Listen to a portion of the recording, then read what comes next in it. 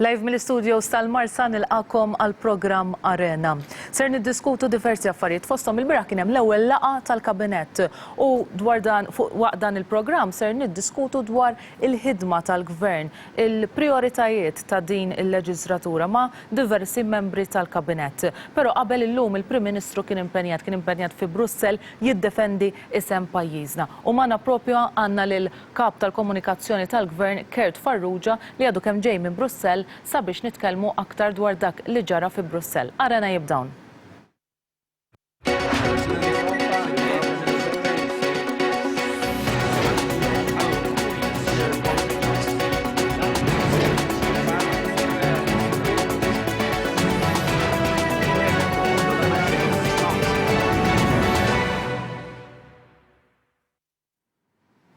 U propju nibdew dan il-programm billi għanna maħna l-Kert Farrugia, l-kap tal-komunikazzjoni tal-Gvern kifet għadek kemm ġej propju inti minn Brussell fejn emmek kont minn Strasburgu fejn emmek kont mal-Prim Ministru Joseph Muscat jiddefendi l-pajjiżna. U jiena segwejt il-medja soċjali u dejt nara kittella ir-ritrattijiet li għal din il-laqa tal-Prim Ministru kien hemm 30 kemm kien hemm Kienem bdew isu b'35 MEP minn 750, ftit iktar minn 750. U forsi matul il-dibattitu kollu jidħlu MEPs oħrajn tkellmu, ġifier forsi kien hemm 45 kollox, 50 għalli nkun ġebbitta. X'kien l-iskop għal min ma segwix? X'kien l-iskop ta' din il-laqa li kellu L-iskop vera kien wieħed politiku partiġjan minħabba li kien hemm biċċa history wara, ġifieri qabel il-membri parlamentari Ewropej tal-Partit Nazzjonalista ippuxjaw ħafna biex ġibu li l-Prim Ministru jiddiskuti issues ta' biex ngħidu hekk governanza bħala parti minn narrattiva tal-Partit Nazzjonalista fl-elezzjoni ġenerali u riedu li l-Prim Ministru propju f'nofs il-kampanja elettorali li għadna kemm għaddejna minnha. U dik hija xi ħaġa prattikament ta' prinċipju li l-Parlament Ewropew m'għandux jindaħal fil-politika lokali ta' speċjalment waqt elezzjoni ġenerali m'għandux jindaħal fi proċess demokratiku. Allura kien hemm diversi gruppi, mhux li PP li għamel parti minnu l-Partit Nazzjonalista, li qalu li ma jagħmilx sens li f'nofs kampanja elettorali isseħħ Prim Ministru ta' pajjiż jekk ma tridx għandu l-Presidenza tal-Unjoni Ewropea biex iwieġeb fuq affarijiet li qed jiġru fil-pajjiż. U jiena dak is-suspetti li kellna aħna fi żmien il-kampanja elettorali jekk kien hemm xi dubju llum ġew ikkonfermati li l-uniku raġuni għalfejn kien hemm dat dibattitu propju focus fuq Malta kien minħabba raġuni politika partiġjana. U tinduna kemm mill-MEPs li tkellmu u kemm il-diskors li għamlu l-membri parlamentari Ewropej. Mhux biss internazzjonali, mhux biss tal-IPP li huma tal-Partit Nazzjonalista, ma b'mod partikolari l-membri parlamentari Ewropej nazzjonalisti li tkellmu hemmhekk u meta tħares lejn l-istess nies ftit ta' żmien ilu kienu qed jitkellmu b'ċertu mod kontra pajjiżna, letteralment iniżlu l-isfel isem pajjiżna u tarhom wara elezzjoni ġenerali, wara l-Prim Ministru ġie rikkonfermat b'maġġoranzi kbar mill-2013, jitkellmu bl-istess lingwaġġ daqs li kieku ġimgħa u nofs ilu ma ġara xejn f'dan il-pajjiż. A propositu il-Prim Ministru kien jagħta hekk ġimgħa ilu qal dan ser ikun test għal-Partit Nazzjonalista sabiex naraw kif ser iġibu ruħna jekk mhux ser jiddefendu lil pajjiżna jew le fil-fora Ewropej. Kieku kelli intihom marka intihom fejl kbira ħafna għax mhux talli tkellmu l-membri parlamentari Ewropej b'mod nazzjonalisti b'mod negattiv fil-konfront ta' pajjiżhom stess, però ġelu lill-oħrajn jitkellmu b'ċertu mod. U naħseb li ġimgħa u nofs wara elezzjoni li tlef b'dik is-saħħa ma tfissirx li ċertu affarijiet li kienu ħsiena jitwarbu, però laqqas matur l-ebda ndiema lejn l-elettorat Malti u tmur hemmhekk u titkellem ċertu fl-opinjoni tiegħi b'mod disgustanti fil-konfront ta' pajjiżek stess. Ġifieri jekk xejn il-membri parlamentari Ewropej Nazzjonalisti setgħu werew ftit indiema għall ħsara li għamlu internazzjonali u għall-inqas illum kienu jgħidu isma' dak li konna ngħidu għadna ngħiduh, però pajjiżna jrid jimxi l-qudiem. Laqqas biss sens ta' remors. U mbagħad tikkontrasta mal-mod kif ġabruh il-Prim Ministru. Ġifieri kien hemm mistoqsija ta' ġurnalist tal-Malta Today meta konna hemmhekk għax kien hemm il-ġurnalisti kollha jsegwu u għallu ma ħassejtx li inti kellek tkun jew kont wis bullish mal-MEPs u fl-opinjoni tiegħi, jiġifieri kif rajt il-Prim Ministru jitkellem, l-ewwel nett ġab ruħu ta' Prim Ministru ta' pajjiż li mhuwiex ma ħassux bulid mill-membri parlamentari Ewropej li jiġu hemmhekk u jippruvaw iwaqqgħu isem pajjiżek, qam bil-wieqfa, baqa' kalm u kien b'saħħtu ħafna fir-risposti tiegħu. U f'ebda ħin ma wera ebda sens ta' inferjorità kif fuq kollox għandu jkun. Dan il-pajjiż għadu kif ġej jew ħajspiċċa 6 xhur ta' presidenza fejn iltqajna ma' minn iltqajna anke f'daw il-jumej li domna hemm, kulħadd kelma waħda. Din kienet waħda mill-iktar presidenzi li għamlet suċċess fl-aħħar snin.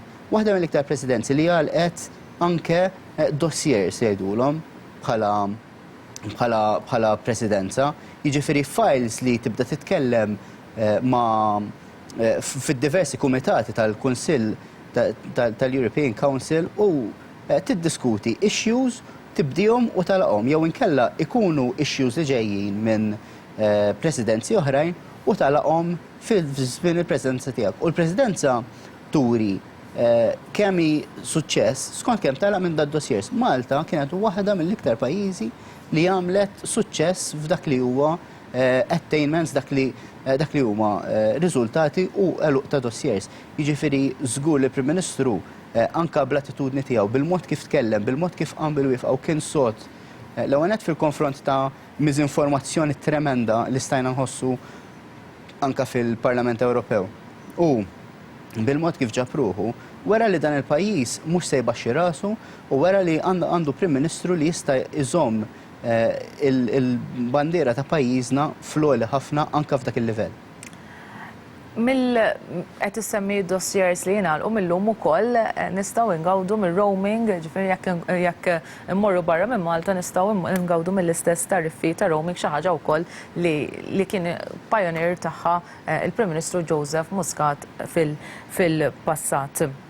Inti kont hemmhekk Strasburgu, stajt tara qed li jiena stajt segwejt id-dibattitu li kien hemm u pereżempju kien hemm MEPs barranin li saħansitra jgħidu buying of votes fuq l-elezzjoni ġenerali li huwa il-kliem li jintuża eżatt mill-esponenti u mill-membri tal-Partit Nazzjonalista minn Malta u hekk ovvjament tibda toqrok għajnejk, però mod tangibbli forsi rajt kienet isir fil-kurituri jinnaf MEPs nazzjonalisti jintaqgħu ma' MEPs barranin li mbagħad rajt tfaċċaw hemmhekk.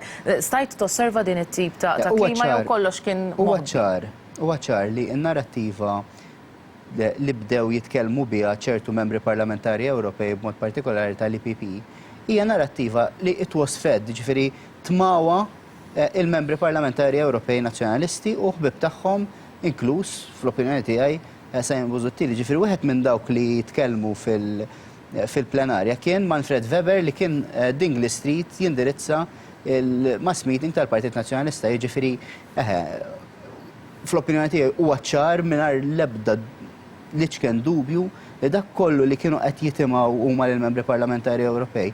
Inkluż u din hija xi ħaġa serja ħafna, miżinformazzjoni kbira li kienet issir fuq il-Prim Ministru fuq il-mara tiegħu pereżempju, kienet qed tiġi mitmuha mill-membri parlamentari Ewropej nazzjonalisti. U ħanitkellem anke b'mod politiku. Li tkun għadek kif ġej minn riżultat ta' elezzjoni ġenerali fejn in-nies jgħidulek ikkritika kemm trid, però żomm l-affarijiet lokali għaw Malta, tmurx bihom barra minn Malta tagħmilx ħsara lil pajjiżna.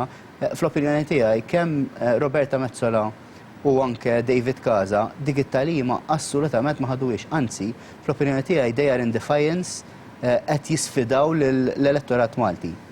U rajt pereżempju li Roberta Mezzola u David Casa japproċċjaw xi ħin kollu, ġifieri dik parti mix-xogħol kollu li jagħmlu David Casa u Roberta Mezzola. Jien fl-aħħar sentej kull ma niftakar li Roberta Mezzola u David Casa jagħmlu fil-Parlament Ewropew huwa li b'xi mod jew ieħor inawru u jitimgħu dan it-tip ta' narrattiva li kull ma tinteressa huwa lill-Partit Nazzjonalista biex jagħmlu ħsara lil pajjiżna fil-fora internazzjonali. Jien fl-opinjoni tiegħi riċetta li kienet diżastruża għal Partit Nazzjonalista li jidher li se jkomplu għaddejjin biha anke f'din il-leġislatura ġdida. Warajk ser nieħu wkoll il-kummenti ta' Silvio Xkembri, però hemmhekk kienet qed tiġi attakkata wkoll is-sistema ta' taxxa tagħna, it-tax regime tagħna, attakk lejn l-istituzzjonijiet finanzjarji, fuq hekk ser nitkellem iktar fid-dettall. Però ikun hemm MPs ta' pajjiżi differenti li għandhom l-interessi li huma kompetaturi tagħna biex jattiraw l-investiment. Ara, id-diskussjoni fuq il-reġim ta' taxxa tagħna f'dak il-livell ta' Parlament Ewropew mhijiex konċentrata biss fuq Malta, mija konċentrata fuq kull pajjiż fl-Unjoni Ewropea li b'xi mod jew ieħor jikkompeti bit-taxxa biex ikollu vantaġġ kompetittiv. U aħna bħala pajjiż ma niddejqu assolutament xejn li b'xi mod jew ieħor għandna reġim ta' taxxa li jaqbel biex tattira l-investiment lejn pajjiżna. Min-naħa l-oħra hemm MEPs biex ma nkunux ġeneralizzajna, hemm MEPs li dan huwa punt ta' prinċipju għalihom u b'mod ideoloġiku tista' tifhem minn fejn ġejjin u jista' jkun li hemm raġunijiet ċari li jgħidulek isma' pajjiż m'għandux juża t-taxxa biex jattira l-investiment għall-argument mill-Ġermanja biex jiġi lejn Malta xit-taxxa ta' Malta hija aħjar u allura qisek qed tieħu qed tisraq l-investiment mill-Ġermanja biex jiġi ġo Malta. Issa, fil-regoli tal-Unjoni Ewropea, l-ewwel nett aħna għandna il-tax regime tagħna li huwa konformi ma' konvenzjonijiet internazzjonali, mal-OECD, mal-Kummissjoni Ewropea. Dan ir-reġim ta' taxxa tagħna mhux ħaġa li vvinta Joseph Muscat fl-2013 jew fl-2017, dan huwa reġim ta' taxxa li kien hawn kunsens dwaru matul is-snin kollha. U kien hawn anke f'pajjiżna kunsens fuq il-financial services li kien ilu ġej mid-disajnijiet. Jiġifieri dik hija xi ħaġa li għamlet ħsara u li fl-opinjoni tiegħi għadhom qed jippruvaw jagħmlu ħsara biex il-Partit Nazzjonalista għal raġunijiet purament politiċi partiġani irnexxielu idaħħal feles biex MEPs li għandhom punt ta' prinċipju jew li jemmnu fi punt ta' prinċipju fuq it-taxxa jattakkawna bihom. Ġifieri isek tajt l-arma billi qsamt dak il-konsens lokali, tajt l-arma lil barrani biex jiġi jattakkak ġo pajjiżek jew ġo fora internazzjonali. Kurt Farrugia, grazzi ta' dik l-intervista u tal-li ġejt dritt għawek wara l-impenji li kellek barra minn pajjiżna. Pawza qasira u ser nibdew nintervistaw lill-membri tal-kabinet. Jiena nfakkarkom ibqgħu magħna x'aktar tard ser nixandru id-diskors sieħ tal-Prim Ministru Joseph Muscat ġewwa Strasburgu. Ibqgħu magħna pawza qasira.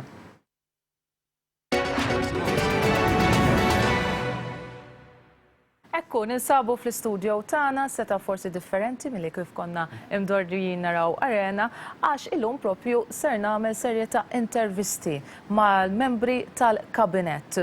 U miegħi għandi lil Silvio Xkembri li huwa propju segretarju parlamentari fih dan l-uffiċċju tal-Prim Ministru. Silvio, grazzi tal-li qiegħed ma' hawnhekk illum naf li bħalissa tkunu ħafna impenjati sabiex you get your house in order kif jgħidu. Segretarju parlamentari għal servizzi finanzjarji, ekonomija diġitali u innovazzjoni.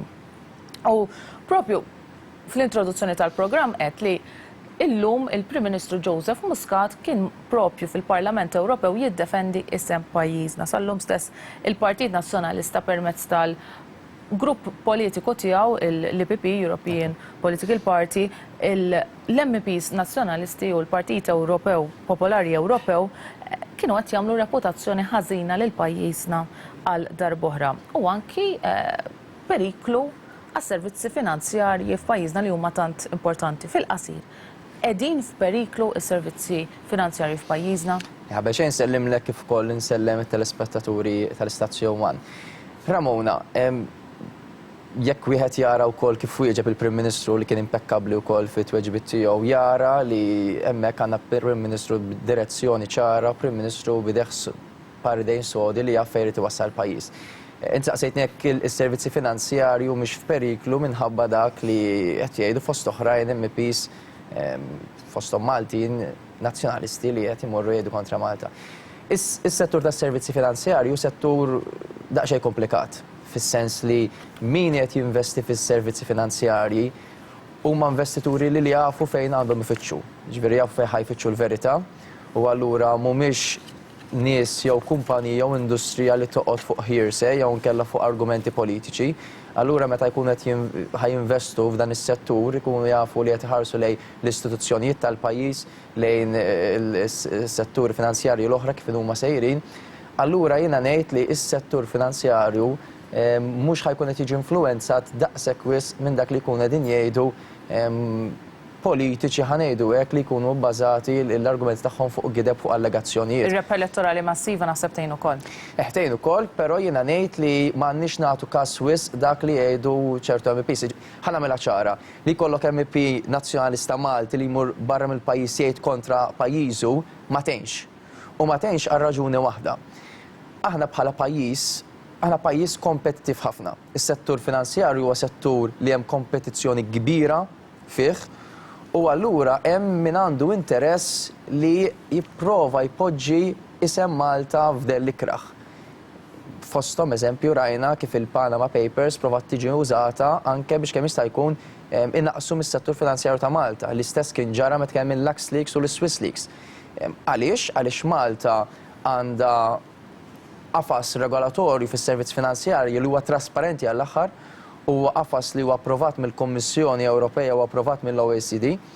U allura ikun hemm min ikollu interess li jipprova juża affarijiet oħra biex kemm jista' jkun jiekol mill-kejk tagħna. Hemm riskju li minħabba dak li qala nkunu rridu nirrevetu it-tax regime tagħna li hu jattira ħafna investiment lejn pajjiżna u li wara kollox kien ir-riżultatu naħseb kien hemm deċiżjoni tajba ta' Partit Nazzjonalista fil-Gvern ukoll dan it-tax regime. Imma hemm dan ir-riskju? Jiena ma narax li hemm dak ir-riskju fis-sens li ovvjament din hija continuous struggle li inti bħala pajjiż ilna niġġieldu għalija biex inżommu s-servizzi finanzjarji kif huma minn mindu s-servizzi finanzjarji ġie approvat il-liġi finanzjarja tagħna. Fis-sens inti aħna Malta rnexxielna noħolqu leġiżlazzjoni li hija kompetittiva ħafna u li hija lejra ta' diversi pajjiżi li minħabba forsi aħna l-flessibilità li għandna ċ-ċokon tal-pajjiż nistgħu nagħmluha, pajjiżi oħra ma jistgħux jagħmluha. U fil-fatt l-argument aħħari dejjem ikun biex nipprovaw kemm jista' jkun ċertu pajjiżi jimbuttaw għal dik li aħna ngħidu l-harmonization of fiscal policy. Li allura dik tfisser li kull pajjiż ikollu l-istess sistema finanzjarja. Fis-sens illum il-ġurnata il-politika monetarja dik li ngħidu għal-monetary policy hija rregolata u mmexxija mill-European Central Bank iżda l-politika fiskali, il-fiscal policy hija mmexxija mill-pajjiżi tal-Unjoni Ewropea b'mod differenti. Aħna bħala pajjiż għandna s-sistema finanzjarja tagħna li hija waħda attraenti, waħda trasparenti u allura tpoġġi s-settur tagħna f'pożizzjoni iktar vantaġġata. Issa li inti ovvjament kritika li pajjiżna huwa effiċjenti mhijiex problema tagħna, ġifier pajjiżi oħra mhumiex kapaċi li jagħmlu dak li qed nagħmlu aħna f'pajjiżna, aħna mhux se nħallu però għax hemmhekk anke hemm kwistjoni ta' veto li s-sistema l-fiscal policy tiġi waħda armonizzata. Għaliex dik mbagħad tkun tfisser li nkun qegħdin neqirdu l-kompetittività ta' pajjiżna. Hemm ħafna ħaddiema li jiddependu mis-setturi li inti ser tkun qed tikcover jad-dekasseru tiegħek, gaming u financial services fost l-oħrajn. Inti il-ġob tagħhom huwa garantit lil dan nies għax sar ħafna kliem qabel il-kampanja fil-kampanja elettorali fejn jgħidu hemm periklu għal ġob l-eluf li qed jiġu perikolati il-ġob tagħhom. Fl-istess żmien ta' kampanja elettorali kien hemm ukoll is-CEO ta' Grant Thornton li kien ta' tweġiba skjetta għal din mistoqsija. Fejn qal li pajjiżna s-settur finanzjarju wieħed b'saħħtu u wieħed fost l-aqwa fl-Ewropa u huwa post fejn wieħed jista' jkompli ħares li jiġbed investimenti ġodda. Fil-fatt anke tul il-kampanja elettorali ma kienetx kampanja li bħala gvern waqafna naħdmu iżda kienet kampanja li komplejna nattiraw kumpaniji ġodda. Daw l-aħħar 4 snin is-settur finanzjarju kompla jikber u anke il-deċiżjoni li l-Prim Ministru kreja segretarju parlamentari responsabbli b'mod partikolari għas-settur finanzjarju għall-ekonomija diġitali u għall-innovazzjoni taħt il-kappa tal-Prim Ministru dak huwa messaġġ ċar kemm irid ikompli jagħti importanza għal dan is-settur. U kif se ssaħħu Jiena nista' ngħidlek li anke b'ħidma li ħankun qegħdin nagħmlu kif fil-fatt ħankun qed inħabbru wkoll fil-jiem li ġejjin qegħdin inħarsu lejn setturi ġodda anke fis-settur finanzjarju li mhux tal-li ħanżommu s-servizz finanzjarju bħala wieħed mill-pilastri ewlenin tal-ekonomija Maltija. Iżda is-settur finanzjarju jkompli jikber. Fosthom diġà tkellimna fuq is-settur tal-fintech li għandu allura parti mis-settur finanzjarju, parti mill-gaming u parti mit-teknoloġija fejn hemmhekk ħankun qegħdin naraw li nattiraw investituri ġodda lejn dan is-settur. Grazzi allura l-innovazzjoni wkoll fis-servizzi finanzjarji hemmhekk qegħdin naraw li anke fil-jiem u x-xhur li ġejjin ħankun qegħdin niġbdu investimenti ġodda lejn pajjiżna nkomplu nkabru dan is-settur. Fosthom anke s-settur tal-gaming. Jiena hawnhekk Ramona nista' nħabbarlek li għada jiena ħajkolli l-pjaċir li mmur inawgura uffiċini ġodda ta' kumpanija li ġiet rallokat l-operat tagħha minn l-Iskandinav, postijiet Skandinavi għal ġewwa Malta, l-head office ta' Malta, fejn din illum il-ġurnata kif ħanħabbru l-uffiċċju għada, uffiċini ġodda tħaddem 25 ruħ u fi żmien inqas minn sena daw 25 ħatkunu qegħdin jiżdiedu għal 75. U allura dak qed nagħtu wkoll messaġġ ċar li mhux is-settur finanzjarju biss, iżda s-setturi anke relatati li b'xi mod għandhom x'jaqsmu mas-settur finanzjarju fosthom tal-gaming ukoll ħajkompli jikbru jaspandu. Ovvjament inti dejjem għandek challenges li dan huwa settur dinamiku ħafna, però il-mod kif qegħdin noperaw anke kif semmejt qabel li inti għandek is-segretar parlamentari li huwa focused primarjament fuq dak ix-xogħol, ħankun qed naraw li kemm jista' jkun inkomplu naġġornaw li nilqgħu għal sfidi ġodda. Qed titkellem fuq iċ-challenges. Waħda miċ-challenges biex issib biżejjed li challenge overall ta' spreadja ta' ma' Malta mifruxa ma' Malta kollha. Issib biżejjed nies biex jaħdmu bħalissa għandna din il-problema li m'hawnx biżejjed nies biex jaħdmu.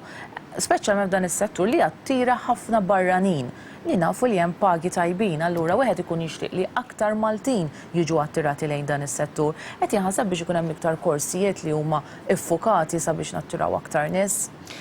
Ara, illum stess jiena fil-fatt attendejt kollha l-konferenza tal-E-Skills Foundation fejn it-tema prinċipali kienet ukoll fuq l-upskilling u training ta' ħaddiema f'dan is-settur.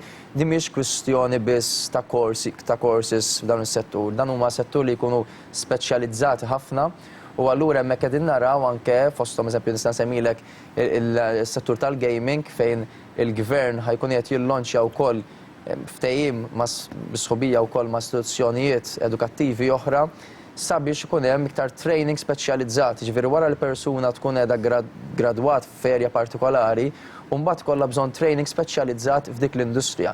Jekk insemmi eżempju l-gaming inti tista' tiggradwa avukat, però mbagħad trid tkollok bżonn training speċjalizzat għal-liġi għandu x'jaqsam ma' dak is-settur. L-iktar eżempju bażiku li nista' nġiblek, u mbagħad kollok fuq setturi oħra mod partikolari anke li jifformulaw il-lob, jifformulaw anke fuq sistema computerizzata, però dawn huma areas li l-gvern jaf bihom biex ngħidu kollox mhix xi ħaġa negattiva, ġifieri li inti jkollok barranin jaħdmu hawn Malta hija pożittiva għaliex inti wkoll inti tkun qed tkabbar toħloq setturi ġodda, eżempju waħda mis-setturi tista' ġodda niċċa ġdida li nħolqot grazzi għal barranin li ġew jaħdmu Malta huwa s-settur tal-kera. Vera kien hemm l-aspett soċjali li forsi minn tlaqtu ammont ta' nies ħażin, però grazzi għall ammont kbir ta' ħaddiema barranin li ġew jaħdmu hawn Malta inħoloq settur ġdid tal-kera li allura hemmhekk qed naraw settur ġdid ukoll jiġi fjorixxi. Nirringrazzjak, Silvio Xkemmi, Segretarju Parlamentari, qed issemmi li s-settur tal-kera fuq in-naħa waħda min qed jaqla iktar flus ħabba l-kera, fuq in-naħa l-oħra min qed tolilu l-kera u aktar tard din hija waħda mill-prijoritajiet ukoll tal-Gvern u għandi wkoll li Rodrik Galtes, is-Segretarju Parlamentari responsabbli mill-akkomodazzjoni soċjali li ser nitkellmu wkoll fuq dwarek. Ħanġedidlek naqra l-memorju ser narqu din l-intervista billi naraw il-ġurament ta' ħatra tiegħek. Naraw flimkien.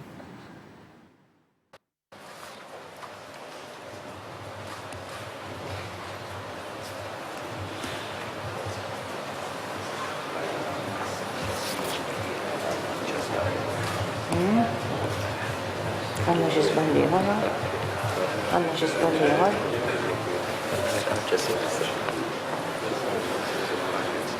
Jiena, Silvio Xkembri, solenament naħlef u nkun tassew fidili u lejali lej il-poplu u r-Repubblika ta' Malta u l-Kostituzzjoni tagħha. Hekk Alla jgħin.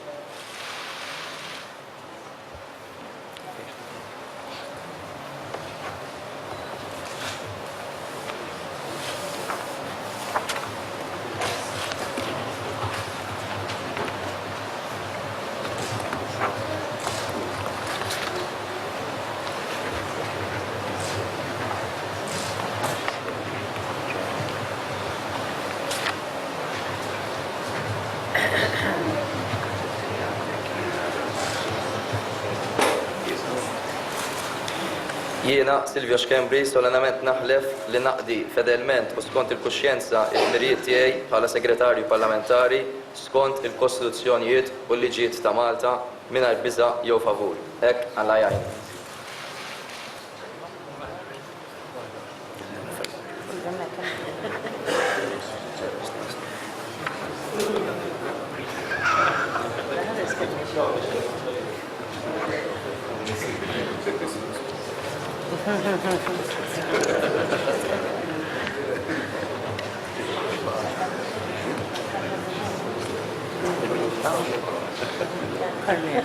بتشكلهم تعبت يوم ماشي لا يبقى ودين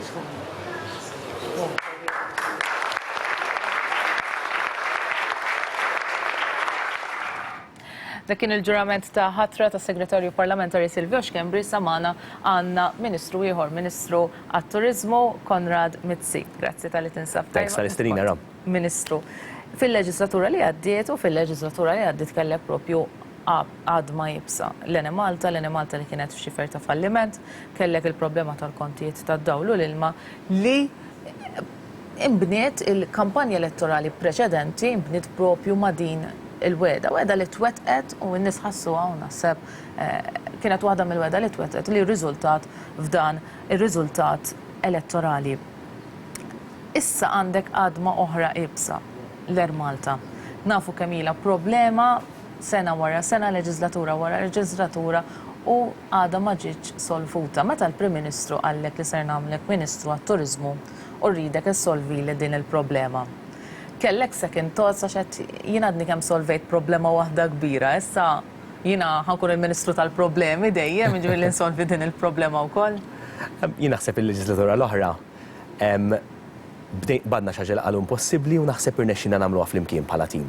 Irnexxinna li s-settur tal-enerġija u tal-ilma huwa ferm aħjar milli ħadni fl-2013, għandna tariffi li huma fost l-orħos fl-Ewropa, għandna l-Ene Malta li taqla l-flus, għandna power stations li jużaw fuel nadif, għandna nqas emissjonijiet, inqas trab miċ-ċumnija, għandna settur aħjar.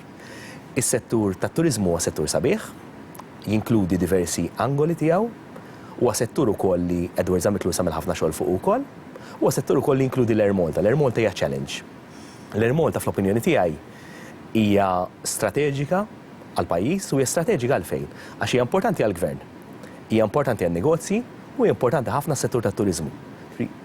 Hija kumpanija li għamlet ħafna l-ġid tul is-snin, għenet lil Malta ssir destinazzjoni għan negozju, għenet tiżviluppa s-settur tat-turiżmu. U illum il-ġurnata qegħdin f'sitwazzjoni f'Salib it-Toroq fejn irridu nieħdu ċertu deċiżjonijiet dwar l-airline. Ir-realtà Ramona huwa li hemm bżonn il-bidla. Ankunu ċari, ġifieri ma nistgħux nibqgħu bl-istess sitwazzjoni li qegħdin bħalissa. U bħalissa jiena qed naħdem fuq programm ta' bidla flimkien mat-tim tal-management. Fil-ġimgħat li ġejjin se nkun qed nitkellem mal-unions tal-ħaddiema u mal-ħaddiema nifisom u magħhom se niddiskutu l-proposti li għandna għall-airline biex ikonna airline b'saħħitha, airline li tikber, airline li tħares il-qudiem. U fl-istess ħin il-messaġġ li nixtieq nwassal il-ħaddiema huwa li se jisimgħu minn għandna first hand u mhux mant il-medja dwar li se jiġri. Ġifieri huma se jkunu l-ewwel nies li se jkunu jafu x'inhu l-pjan tal-gvern dwar l-Air Malta. Bil-forsi rridu jsiru l-bidliet, ġifieri jekk ma nagħmlu xejn, l-airline ma tistax tkampa. Ġifieri jekk nagħmlu l-bidliet meħtieġa, l-airline għandha futur sabiħ. U jiena konfidenti li bil-leadership b'saħħtu, b'tim b'saħħtu ġewwa l-Air Malta għaliex il-ħaddiema huma vera dedikati għall-Air Malta, vera jħobbuha huma leali lejn il-kumpanija. U bl-stakeholders hawn Malta tat-turiżmu, in-negozjanti involuti fis-settur u t-transport industry mod ġenerali, nistgħu nagħmlu dawn il-bidliet. U konvint li nafu fejn sejrin ukoll wara. Ma rispondejtniex kellek second thoughts imma jew le? Le, anzi, ħadd pjaċir ma li semmi l-portfolio qedlu I like Air Malta. Ser tuża l-istess modell tal-Ene Malta biex issolvi l-problema tal-Air Malta? Il-kumpaniji huma differenti. Il-challenges huma differenti ħafna. Il-challenges tal-Ene Malta kienu li kellha ħafna dejn, kellha nuqqas ta' kapital, kellha bżonn cash injection u però l-expertise kellna u Malta. L-Air Malta hija sitwazzjoni differenti, għandna nies tajbin ħafna fiha, però hemm bżonn li jsir ċertu bidliet ġewwa l-Air Malta u hemm bżonn li dal-bidliet isiru pass kemm jista' jkun maġġel. Huwa importanti li flimkien mal stakeholders nifmu darba dejjem x'għandu jkun ir-rol tal-futur tal-Air Malta. L-Air Malta hija airline fl-opinjoni tiegħi li tisservisja il dawk il-klijenti li huma għandhom fokus iktar fuq il-ħin tagħhom, ġifieri jridu jaslu b'ċertu kumdità, u fl-istess ħin jridu jkompetu wkoll ma' min il-prezz għalih hija importanti ħafna, ġifieri it's more of a hybrid airline. Nemmen li l-Air Malta tisservisja il-primary airports ġewwa l-Ewropa u għandha role anki fuq in-North Africa u fix-xhur li ġejjin se nkunu qed niftehmu mal-stakeholders x'għandu jkun dar role strateġiku tal-Air Malta. Qed tgħid bidliet, qed issemmi bidliet u f'intervista li rajtek semmejt bidliet within 12 months, ġifieri sena. Wara dawn li saħu dawn il-bidliet qed tara qed tittieħed id-deċiżjoni dwar strategic partner fl-Air Malta wkoll? Jiena konvint li il-bidliet huma bidliet pożittivi li once li diskutuhom mal-ħaddiema se jkunu issues li pratikament huma se jirrispondu b'mod pożittiv għalihom għaliex il-ħaddiema jridu aktar tkabbir u l-outlook tagħna l-Air Malta hija airline li tikkompeti li żżid il-flotta tagħha li żżid ir-rotot u dak huwa it-targets tagħna. Ġifieri se nkunu commercially more aggressive u perswas li jekk nixbdu ħabel wieħed nista' nagħmlu dik id-differenza. L-issue tal-ownership u l-strategic partnership model nistgħu niddiskutuh, però jiġi wara. Aħna we're open to ideas fuq l-issue tal-strategic partner. Hemm tama li ma jkunx hemm bżonn strategic partner? Mhux kwistjoni ta' tama jew le, naħseb li strategic partner jaf jgħin lil Air Malta biex tkabbar ir-rotot tagħha. Però hemm diversi modelli li wieħed jista' jieħu għal strategic partner, ġifieri u naħseb li l-ewwel pass li għandna jkollna huwa li l-airline tagħmel ċertu bidliet interni biex tkun tista' jkompeti u biex aħna iva nattiraw aktar partnerships ma' kumpaniji barranin. U ovvju li issa f'din il-leġislatura this is it, ma tistax il-problema tkompli tintefa' taħt it-tapit tal-Air Malta. X'deadlines qed tara inti? Qed tissettja deadlines? Din is-sena tul the next 12 months irridu nagħmlu l-bidliet meħtieġa biex l-Air Malta tkun fuq sisin sodi, ġifieri changes li jridu jsiru. Id-do nothing option mhijiex option. Id-do nothing option hija li pratikament l-airline ma tibqax teżisti. Aħna mhux hekk irridu, aħna rridu airline li hija tħares il-qudiem u tikber. Id-do nothing option mhijiex option, dan ifisser job cuts? Il-xogħol tal-ħaddiema se jkun garantit, diġà qedniha. Flimkien mal-unions kien hemm numru ta' taħdidiet li saru immexxija minn Dr. George Abela wkoll. Dawn it-taħdidiet kienu pożittivi ħafna u ċertu prinċipji ntlaħqu diġà fejn prattikament se jkun hemm opportunitajiet għal ħaddiema li jridu jaħdmu in the aviation sector. Turizmu, in-numri dejjem qed ikollna rekord fuq rekord. Kif ser nattiraw però iktar turizmu ta' kwalità? Jiġifieri li t-tip ta' turisti li jħallu iktar flus issa. Bla dubju ta' xejn naħseb hemm numru ta' fatturi, naħseb milli nista' nifhem milli diskutejt mal-stakeholders tuna l-aħħar ftit ġranet u se nibqa' nintaqa' magħhom biex infasslu l-pjana s-sentej li ġejjin. Il-focus li għandna bżonn żgur naħdmu fuq u se jkun il-prodott, l-intejbu l-prodott, l-intejbu l-infrastruttura, iż-żoni turistiċi u the general well-being tal-pajjiż, naħseb il-product upgrades iridu jsiru. Biex aħna nattiraw aktar turisti u nżommu t-turisti hawnhekk il-product upgrades huma importanti. Ridi se tkun biex ngħidlek focus tagħna, se jkun hemm numru ta' proġetti u inizjattivi li se nnedu fix-xhur li ġejjin biex tul l-leġislatura nkunu nistgħu nimplementawhom u ntejbu l-prodott. Apparti minn dan se nkunu qed naħdmu wkoll fuq rotot ġodda, tisħiħ ta' rotot li għandna bħalissa u se naħdmu flimkien mal-partners tagħna bħal Malta Tourism Authority, bħal il-Malta Airport u l-Cruise Liner Terminal biex nassiguraw li niftħu aktar swieq li pajjiżna. Ser tkun qed taħdem it-fit ma' jinborġ qed insemmi Iva, bla dubju ta' xejn, jien u ħabib tiegħi kbir. We get along, nċemplu l-xurxin u I look forward li naħdmu flimkien fis-settur tal-avjazzjoni. Iktar qudiem fil-programm għandi wkoll lil-jinborġ u qed insaqsik hekk għax tara Facebook statuses, pereżempju ta' nies għandi kemm rajt kont ħanaqra wkoll lill-Ministru Borġ. Fuq irridu nattiraw it-turizmu, però mbagħad Malta jisa one large construction site. Di tinkwetak anki minħabba l-commitments elettorali li hemm ovvjament li jkomplu jsiru t-toroq. L-iżvilupp huwa importanti li jsir, it-toroq għandna bżonn nagħmluhom, il-landscaping irid isir programm li huwa immaniġjat biex ngħidlek li jsir on a phased manner li ċertu pjanar isir minħabba xhur tas-sajf ukoll, però jien perswas li l-stakeholders se jilqgħu l-investiment record li se jsir fl-infrastruttura bħala xi ħaġa pożittiva għaliex hija xi ħaġa li l-stakeholders inħin kollu jsemmuli. Dan il-gvern ħadem ħafna biex jitnaqqas il-prekarjat. Ma nafx hekk m'intix aware li t-turiżmu hemm ħafna prekarjat fih, hemm ħafna prekarjat.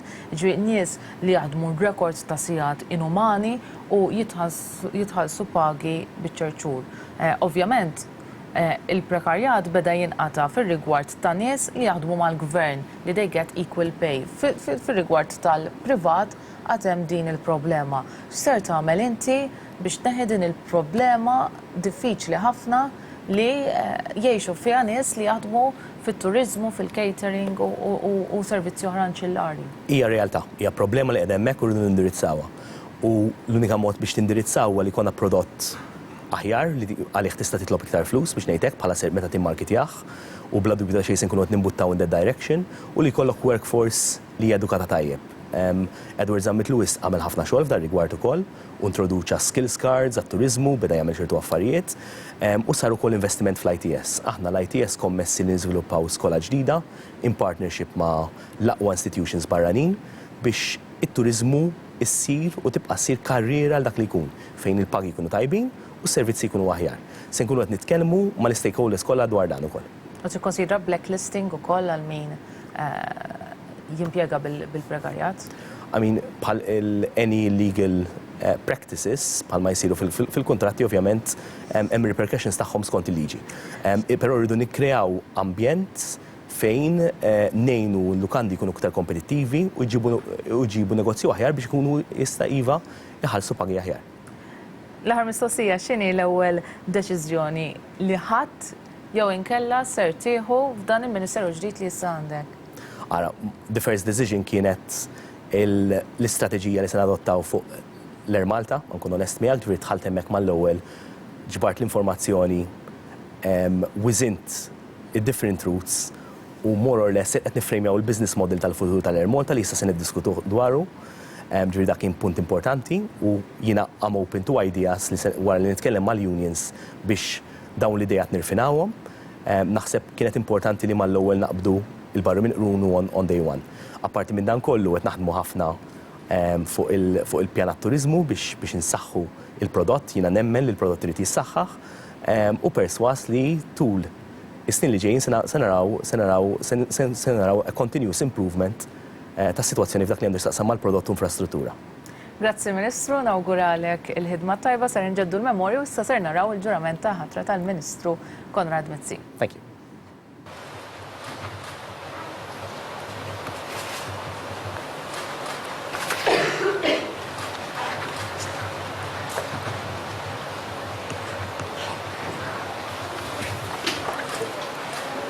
Jiena Konrad Mizzi solennement naħlef li naqdi fedelment u skont il-kuxjenza d-dmirijiet tiegħi bħala Ministru skont il-Kostituzzjoni u l-liġijiet ta' Malta mingħajr biża' jew favur, hekk Alla jgħinni.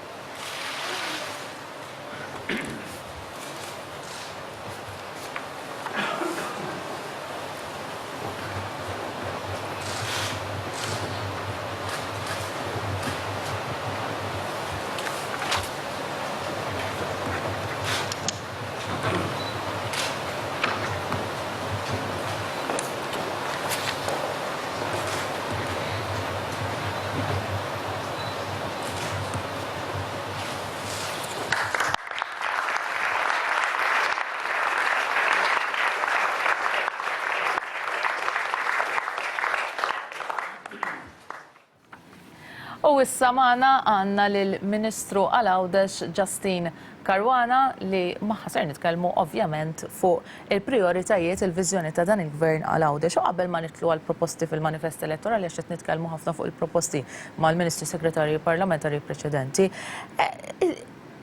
Il-problema ta' Għawdex dejjem kienet li ma kien hemmx biżżejjed xogħol għall-lawċin. Problema li jkollha tifret familji. Issa nafu li xogħol inħalaq fil-leġislatura preċedenti, però mhux biżżejjed sabiex jiġu impjegati l-awċin kollha li jridu jaħdmu. X'ser jagħmel dan il-Gvern issa wkoll taħt id-direzzjoni tiegħek, Ministru għal-Għawdex sabiex ikompli jiġi kreat xogħol għall-awċin? Lajt Fawdex stess. dal-gvern u anke tal-gvern preċedenti kienet, fil-leġislatura preċedenti kienet xogħol Fawdex għall-Lawċin. U allura kien beda pjan biex jinħoloq ix-xogħol, però fl-istess waqt ukoll anke nippreparaw in-nies għal xogħlijiet ġodda. U allura kienet l-intiża li ddaħlu skemi differenti biex ikun hemm job exposure, traineeship, biex nippreparaw għall-isfidi ġodda, però li mill-isfidi mbagħad tibdilhom f'opportunitajiet. F'din il-leġislatura partikolari ħankunu qegħdin nagħtu kickstart qawwija lil diversi proġetti. Allura jfisser li kull proġett li se jibda u se jispiċċa se jkun qed joħloq opportunitajiet ġodda ta' xogħol. Apparti minn hekk, ġifieri apparti l-opportunità, però rridu nagħtu job security u job mobility. Għaliex inti li tidħol fi skema u tibqa' fiha mhux biżżejjed, allura jekk inti bdejt fi skema, it-target li jmiss huwa li inti tidħol fid-dinja tax-xogħol, eventwalment tistabbilixxi ruħek fil-post tax-xogħol tiegħek imma wkoll timxi. U dan se jkun ukoll mira ewlenija li ħankunu qegħdin ukoll nagħmlu diskussjonijiet ma' diversi employers, ma' diversi wkoll anke investituri li qegħdin jitħajru jiġi investu f'Fawdex biex appuntu nkomplu inkattru dan il-ġid. Xi ħaġa oħra illi hemm fil-manifest elettorali hija illi ħajkun hemm studju dwar l-skill gap kif ukoll anke l-pay gap. Skill gap tfisser li inti għandek niċeċ ġodda, proġetti ġodda illi allura jirrekjedu ħiliet differenti. U biex ikollok il-proġett illi jimpjega n-nies, tipprepara n-nies għal dak it-tip ta' proġetti li ġejjin permezz ukoll anke ta' dan l-istudju illi kien sar eżerċizzju snin ilu, però ovvjament irid tiġi updated, irid tiġi studjat aħjar kif ukoll anke iggerjat u targeted specifically għal kull proġett. X'inhi taħseb l-ewwel problema li taħseb li hemm bżonn li taqbad u taħdem fuqha f'dan il-Ministeru tiegħek Fawdex? Li sibt l-ewwel ħaġa li sibt kien ħafna nies li għandhom ħafna enerġija, għandhom ħafna ħiliet, però illi dejjem jibżaw jesperimentaw jew inkella li jagħmlu dak il-pass oltre. U ħassejt li kelli nispira ċertu konfidenza li dan il-pass jista' jsir. Mhux biss fis-settur privat, imma anke fejn jidħlu l-entitajiet governattivi. L-isfortuna dejjem kienet li Fawdex minħabba l-insularità doppja kienet qed tirrenja ċertu biża' illi timxi dak il-pass iktar. U inħoss li hija sfida illi rrid nittargettja, però nemmen ħafna fit-talent Awċi, nemmen fil-ħiliet u nemmen ukoll illi bl-intelligenza tal-Awċin kapaċi nġibu anke affarijiet innovattivi. Sa l-esperjenza li akkwistajt jien fuq livell nazzjonali qed ukoll anke nipprova ninjetta wkoll anke fin-nies illi llum il-ġurnata jiddependu wkoll mid-direzzjoni li nagħti jien. Qed issemmi l-insularità doppja, tissemma il-link bejn Malta u Fawdex hija wkoll commitment ta' dan il-gvern kienet fil-kampan fil-manifest elettorali, però meta ser nibdew naraw fl-aħħar xi ħaġa b'mod tangibbli. Għax nitkellmu fuq imma s'issa ma rajna xejn b'mod tangibbli nistgħu naraw. Però hemm impenn massiġġ minn dan il-gvern fil-fatt sa minn qabel l-elezzjoni kienet diġà saret il-preżentazzjoni dwar studju dwar l-impatt soċjali ta' dan il-proġett. Eventwalment ukoll anke ser ikun hemm passi oħrajn li ser inkunu qegħdin inħabbru fix-xhur li ġejjin. Dan mhuwiex proġett tal-Ministeru għal Fawdex biss, imma hemm diversi ministeri illi ħajkunu involuti. Ovvjament hemm ukoll anke is-settur privat illi wkoll irridu nesploraw avenues differenti kif Dik kont qed naraw xi strategic partners, investiment privat sabiex isir wieħed mill-akbar proġetti kapitali li naħseb ukoll ta' pajjiżna mhux biss Fawdex. Li naħseb hemm ukoll ħanerġa' nsemmi lill-Ministeru ta' Borċ ukoll li qed involut fiha. Tat-trasport. Xi ħaġa li qed naraw strategic partner, investiment privat. Qed nesploraw għadu kmieni wisq biex wieħed jagħmel ċertu dikjarazzjonijiet pubbliċi, però li nixtiequ ħanieħu l-opportunità minn dan il-programm tiegħek huwa verament fil-bidu tal-ħidma tiegħi, dan mhux proġett għall-Awċin biss, dan huwa proġett nazzjonali. Jiġifieri allura il-commitment huwa tal-gvern kollu. Bl-input ovvjament mill-perspettiva Awċi għax ovvjament l-iktar li se jiġu mill-qutin pożittivament jew negattivament huma l-Awċin. Allura proġett Awċi iva imma f'dimensjoni nazzjonali. Qed insemmu affarijiet importanti għal-Għawdex, it-tini fiber optic u koll bej Malta u Għawdex importanti ħafna speċjalment għal-negozju, speċjalment sabiex jinħolq aktar xogħol f'Għawdex għall-Lawċin. Hemm xi timeline? Iva, diġà kelli meetings u taħdidiet fuq dan il-proġett. Qed naraw ukoll anke affarijiet oħra li jistgħu jiġu abbinati mal-fiber optic u nieħu l-opportunità biex infakkar fil-manifest elettorali f'dik il-miżura tant importanti, il-proposta tant importanti tal-tax holiday.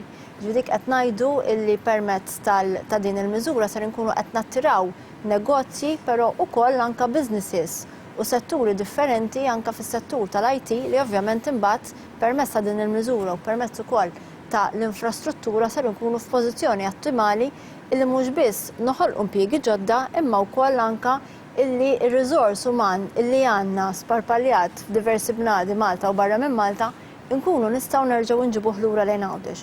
Nkunu at the same time, apparti l-aspett ekonomiku, nkunu qed nittargetjaw ukoll il-fenomenu tal-brain drain illi jiena nitkellmu fuqu snin twal u da ħajkun vehikolu importanti kif ukoll anke nindirizzaw dis-sitwazzjoni. Ħanerġa' naqbadlek mal-fiber optic.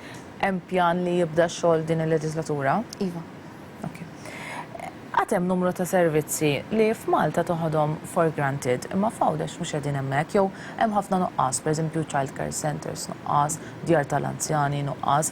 Naf li inti ħdimt fis-settur tad-diżabilità u propju enfasizzajt li jkun hemm servizzi għad-diżabilità f'Għawdex ukoll. U jien sptar psikjatriku pereżempju, u tibda tgħid kif jista' jkun m'hemmx Għawdex.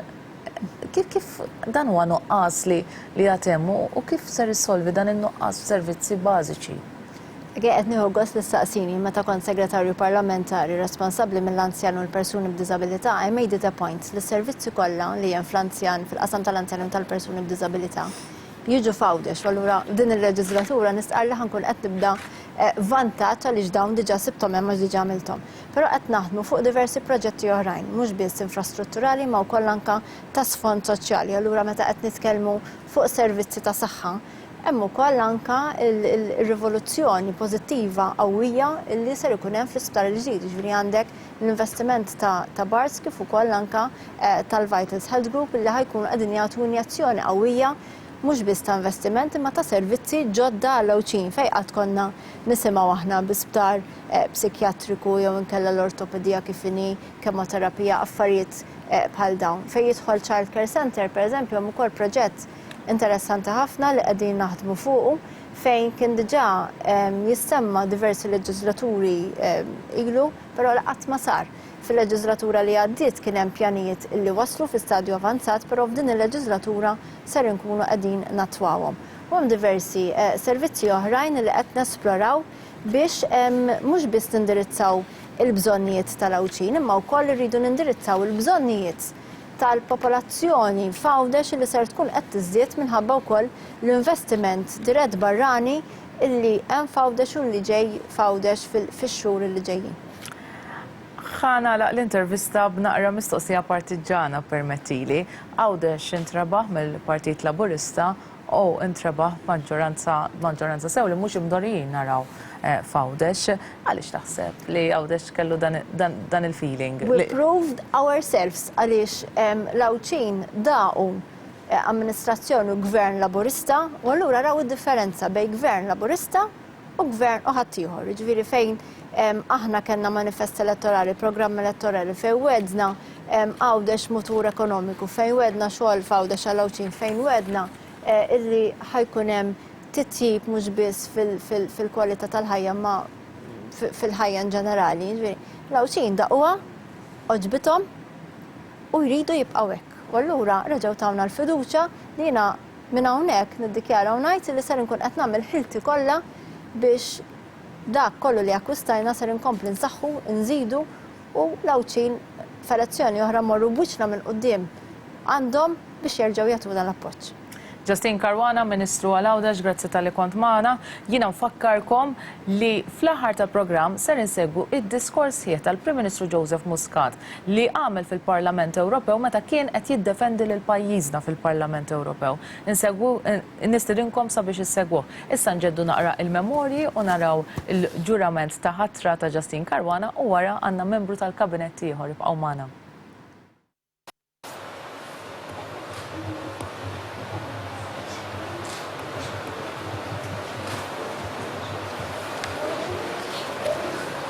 Jiena Justin Caruana solennement naħlef li nkun tassew fidili u lejali lejn il-poplu u r-Repubblika ta' Malta u l-Kostituzzjoni tagħha. Hekk Alla jgħin.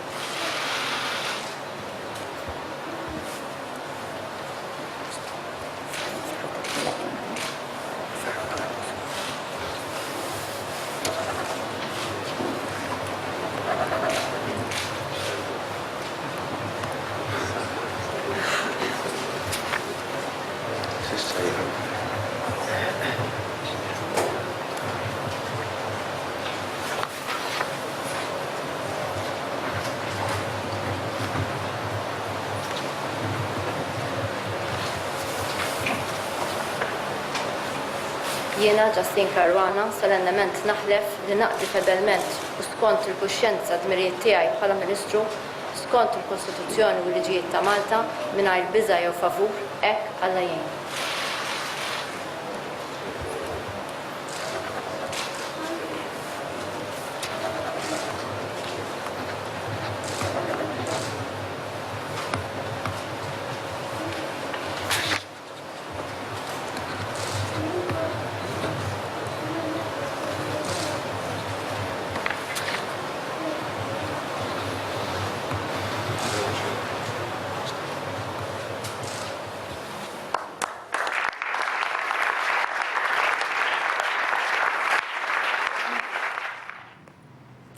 U mana issa għanna l-Ministru li huwa l-Iżgħar Ministru, mhux bħala Ministru l-Iżgħar.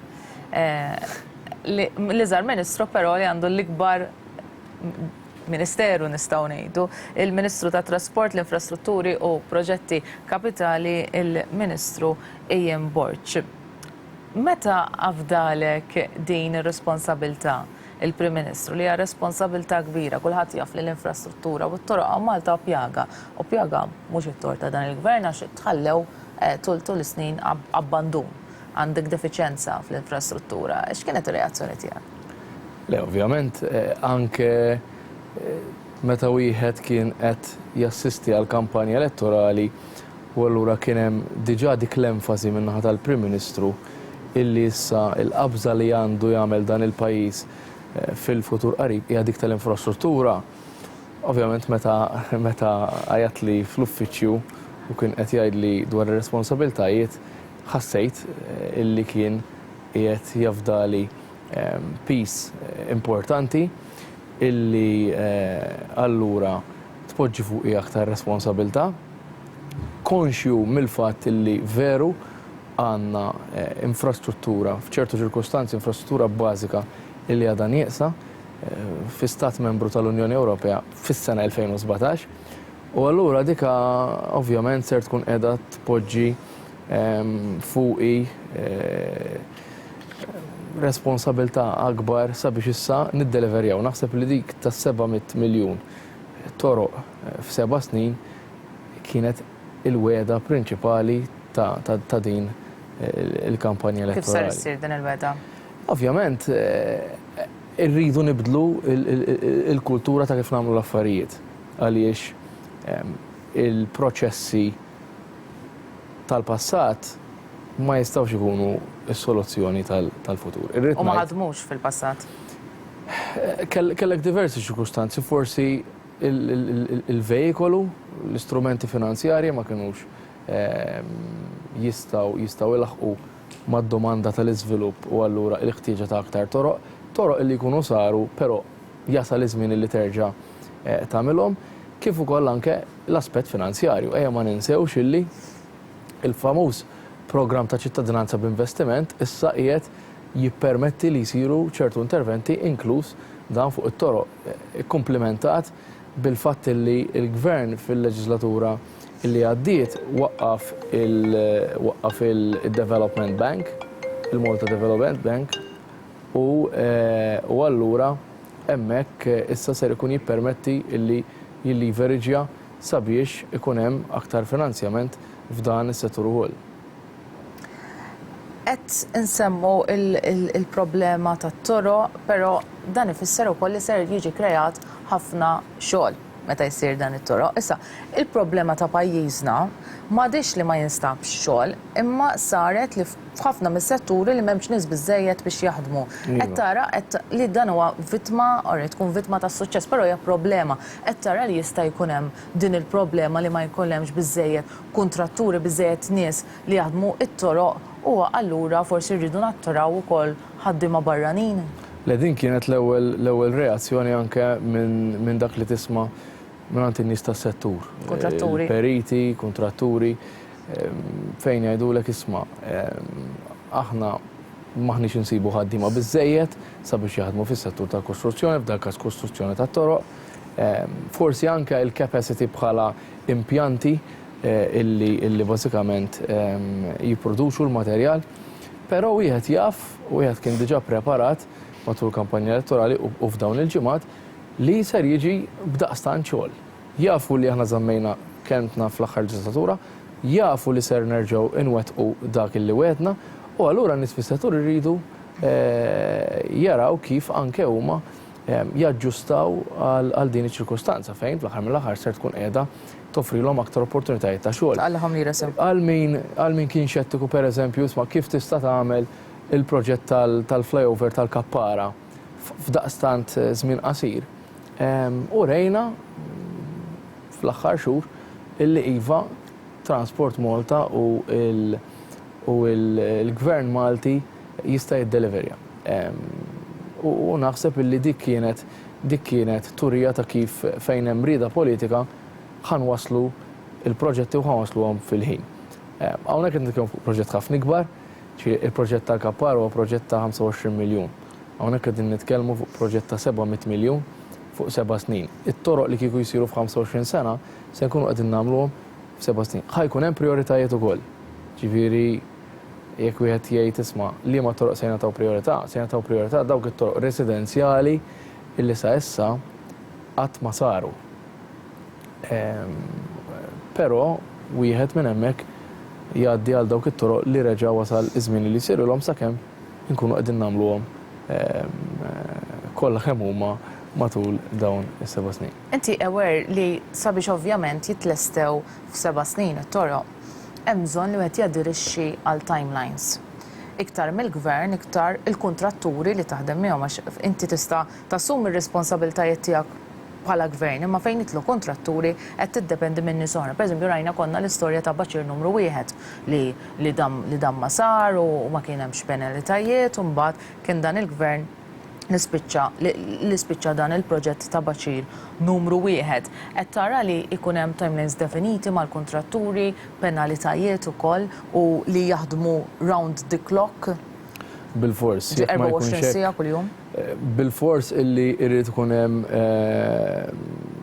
riġidità u ftehim fejn ikun ċara l kulħadd illi wieħed irid jagħmel il-parti tiegħu u jżomm ma' time frames stabiliti. Għaliex inkella ma naslux. Rigward il-fatt li wieħed jibqa' għaddej anke b'ċertu xogħlijiet bil-lejl naħseb mhijiex xi ħaġa ġdida xrajniha fl-aħħar 4 snin fejn ċertu xogħol li seta' jsir matul il-lejl sar, wieħed irid jilħaq bilanċ imbagħad mal-inkonvenjent.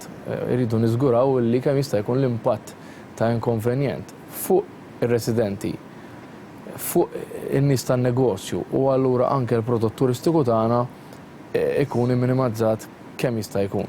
Għaliex, ovvjament, iċ-ċirkustanza Malti hija dik li iċ-ċokon tagħna u l-fatt li inti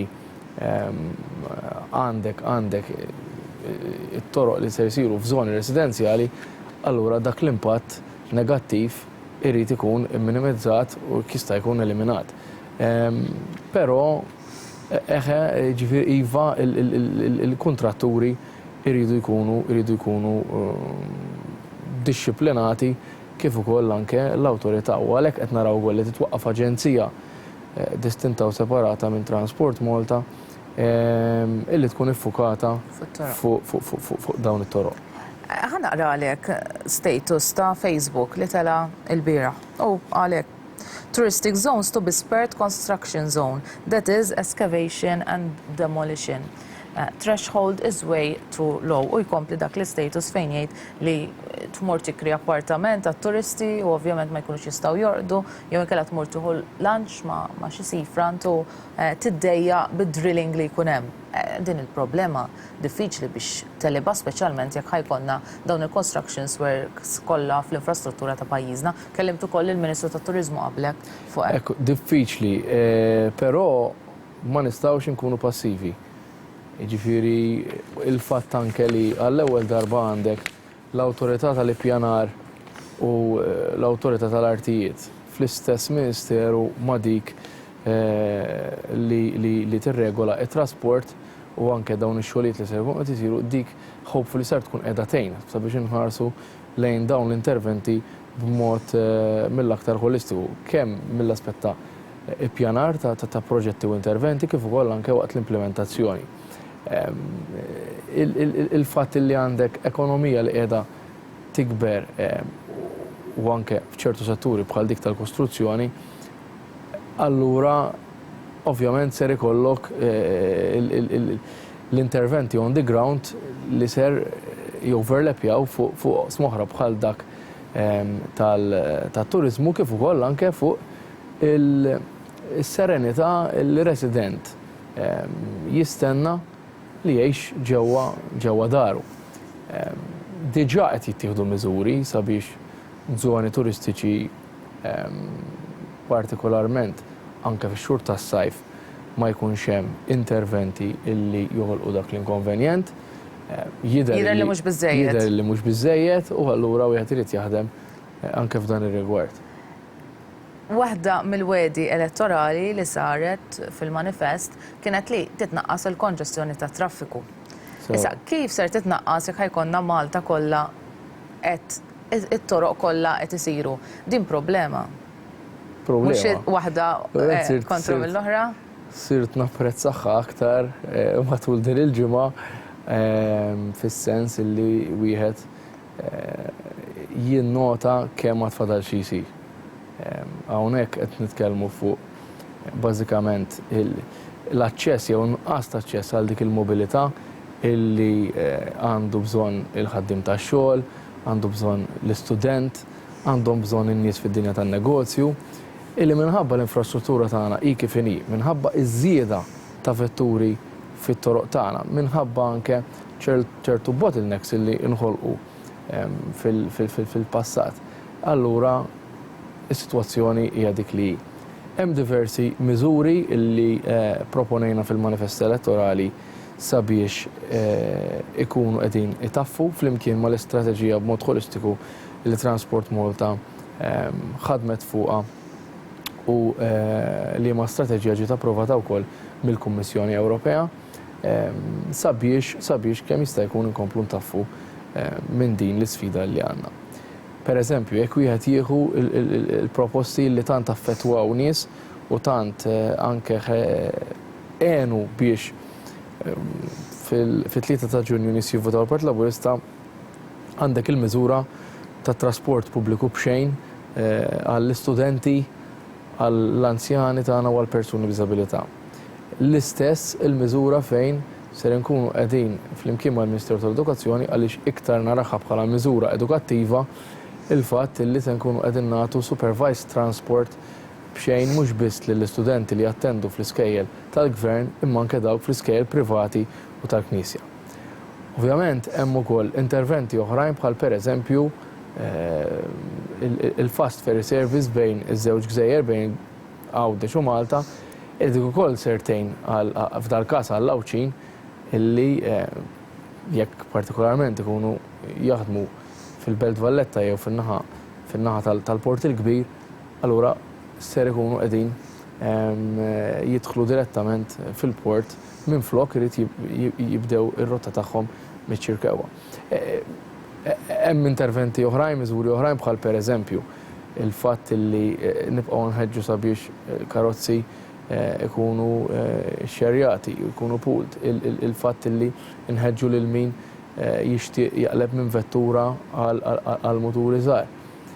Hemm ħafna xi jsir. Esploraw ideat bħal inċentivi, pereżempju, biex mhux kulħadd jibda fuq il-post tax-xogħol l-istessin, għax dik hija problema. Jekk kulħadd jibdilek fit-8 dik hija problema.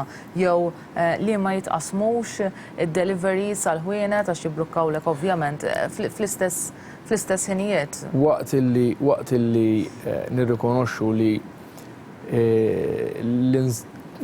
intaffu l-isfida tal-konġestjoni ta' traffiku tibqa' priorità assoluta, miżuri bħal dawn li qed tipproponi irrid ikun hemm konsultazzjoni wiesa' mal-stakeholders kollha. Jiġifieri ma naħsibx li fl-ewwel jumejn tlieta għandna naslu għal xi konklużjonijiet u nipproponu bidliet radikali li forsi frankament aktar joħolqu konfużjoni milli itejbu ċirkustanzi. Jiġifieri irrid nisma' ħafna. Irrid nisma' mhux biss l-esperti imma frankament lil min juża s-servizz ta' trasport pubbliku, lil min isuq fit-toroq tagħna, lil min ma jsuqx fit-toroq tagħna, lil min jipproponi użu ta' mobilità differenti. Imbagħad fl-aħħar mill-aħħar aħna qegħdin hemm sabiex niddeċidu u nieħdu d-deċiżjonijiet. L-aħħar żewġ domandi. Problema li żomm it-traffiku hija meta t-toroq jingħalqu. Pereżempju, il-bieraħ tella xi ħadd video konġestjoni sieħat f'San Ġiljan għax il-karozzi kollha kienu ħerġin minn exit waħda. Jiġu plukkati it-toroq. It-toroq pereżempju daqqa għax hemm festa, daqqa għax xi ħadd irid jibni. Raġunijiet differenti u wkoll il-fi biex tħallas biex talaq triq mhijiex għolja. Allura kun hemm iktar laxkezza. Ser isir aktar koordinament biex noqogħdu attenti anke meta jkun hemm major events fejn jingħalqu toroq biex kemm jista' jkun ma jiġix blukkat postijiet. Il-koordinazzjoni u fuq kollox l-informazzjoni hija kruċjali għaliex jekk bniedem ovvjament iltaqa' ma' dan l-ostakolu la darba qed fi triq, la darba prova jasal fuq il-post, allura hemmhekk ftit li xejn tajtu għażliet. Uħloqtlu problema der and then. Naħseb illi Transport Malta u il-Ministeru fil-passat ħadmu sabiex iżidu dik l-informazzjoni, ħadmu wkoll sabiex jikkoordinaw ħafna aħjar kemm mal-Pulizija kif ukoll mal-Kunsilli Lokali u naħseb illi għatfadal ħafna xi jsir. Għatfadal ħafna xi jsir. Irridu napprezzaw ukoll dawn iċ-ċirkostanzi partikolari on the ground fil-komunitajiet bħal ċertu festi, events oħrajn. Però din mhux skuża sabiex nibqgħu nagħmlu affarijiet b'mod mill-aktar medjokri u ta' konvenjent għaċ-ċittadini tagħna. Għandna ħafna x'nagħmlu. Però mhux ser naqta' qalbi, committed ħafna sabiex din l-sfida mhux biss issa tħallna liha imma nelbuha wkoll. Ovvjament wieħed irid iżomm saqajh mal-art u jikkontrolla wkoll l-aspettattivi. Insomma, sajf li ma tantx ħajkun rilassanti minkejja il-ġrajiet personali tiegħek li għandek issa. Naħseb illi irrid inkompli naħdem ta' kuljum forsi b'eċċezzjoni ta' xi jumejn qabel it-tieġ. Mod tangibli, l-aħħar mistoqsija, x'qed jinħaseb għal Mass Transportation System, hemm ukoll fil-manifest elettorali qed tiġi esplorata din il-possibilità. Di kont pjuttost pożittivament sorpriż fil-fatt li il-gvern kien għaddej bl-istudji tiegħu. Hemm studji diġà. Hemm studji avvanzati. Ma ġietx eskluża ċirkustanza oħra, option jew oħra, jiġifieri hemm option fejn ikollok hybrid ta' mezz ta' trasport fuq u taħt l-art, kif ukoll l-option li wieħed isib f'ħafna pajjiżi dik li totalment tkun taħt l-art. hemm aspetti pożittivi u impatti negattivi f'kull option li wieħed jażel. Naħseb illi għandna inkomplu nenħansjaw dawn l-istudji sabiex ikunu aktar konkreti u jagħtu l-istampa kollha. Minn hemmhekk imbagħad wieħed jittellaq il-konsultazzjoni pubblika fejn is-soċjetà u ċittadini Maltin Mawċin ikollhom il-libertà mhux biss li jikkummentaw, però eventwalment anke illi jgħinu lil politiku jasal għall-aħjar deċiżjoni sabiex eventwalment wieħed jersaq lejn il-fażi ta' implementazzjoni. Ministru Ian Borch, grazzi tal-li kont ma nawguralek il-komplement tal-ħidma it-tajba. Nerġa' nfakkarkom li fl-aħħar tal-programm ser nisimgħu id-diskors tal-Prim Ministru Joseph Muscat fil-Parlament Ewropew fejn hemmhekk kien qed jiddefendi lil pajjiżna. Sa nġeddu l-memorja naraw il-ġurament ta' ħatra tal-Ministru Ian Borch u wara għandna aktar membri tal-Kabinett. Ibqgħu magħna.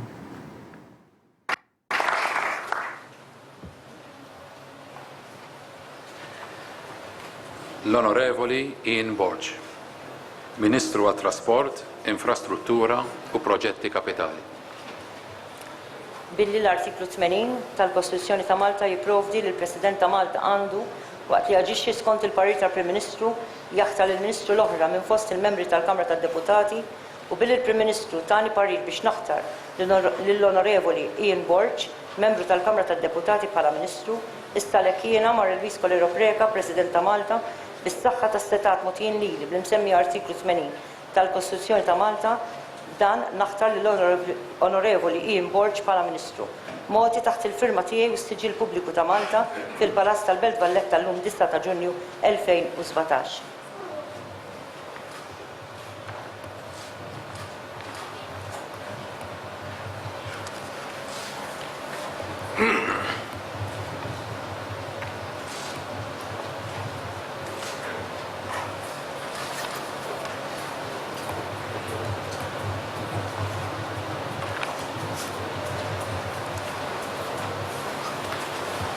Jiena Ian Borch solennement naħlef li nkun tassew fidili u leali lejn il-poplu u Repubblika ta' Malta u l-Kostituzzjoni tagħha. Hekk Alla jgħin.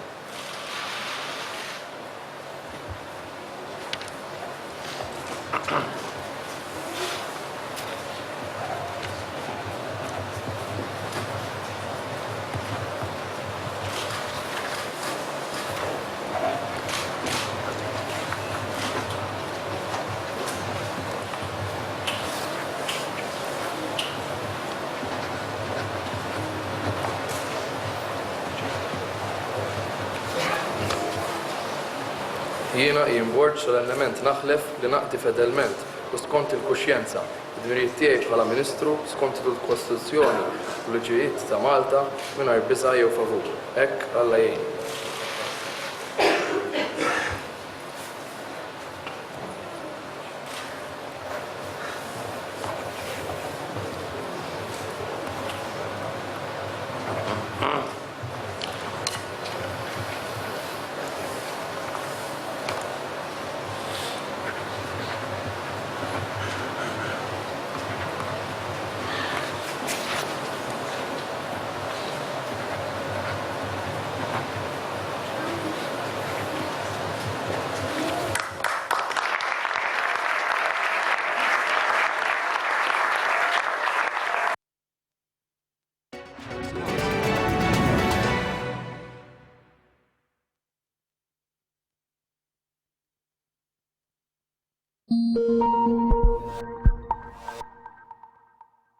Ma dari xi ġanika, skulta kissaqqu li għanna. Ġriġi ta' Silvia Bazar.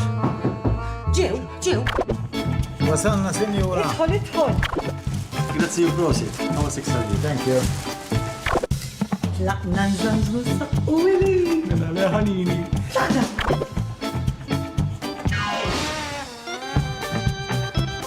Issa s-sanamlu ili. Nċempel ta' Silvia Bazar u ġibilna saqqu jħor. L-oġobom daqsek. Għalfejn Fair Deal Furniture. Amara ta' kwalità bi prezzijiet tajbin. Namlu deliveries immedjatament. Aktar minn 50 mudell ta' sufani f'materjali differenti. Aktar minn 25 kamra ta' sodda minn fejn tażel. Kċejjen Taljani ta' kwalità tajba b'5 snin garanzija. Kmamar tas-sodda ta' tfal made to measure. Kmamar tas-sodda maħduma lokalment b'materjal solid differenti. After sales service garantit. U issa l-kċejjen kollha għand Ferdi l-Furniture qed jinbiegħu nofs prezz.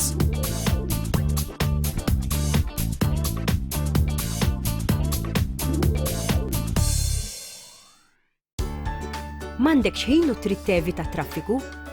Għamel ix-xirja online fuq sparkleimage.com.mt u nieħdu ħsieb li nwaslulek l-ordni sa wara l-bib. Il-prezzijiet ta' Sparkle Image għalik minn fejn trid u fix ħin trid.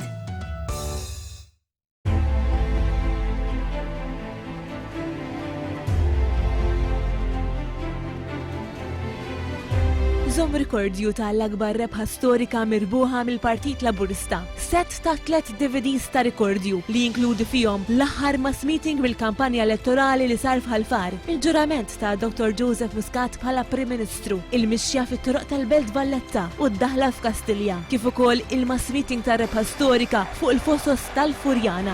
Dan kollu għal prezz ta' 25 euro biss li jinxtraw mill-kumpless ta' Wan il-Marsa. Għal aktar informazzjoni ċempel fuq 2568-2568. L-ewwel 100 persuna li jixtri dan is-set ta' rikordju ser jingħata CD pack extra komplimentari.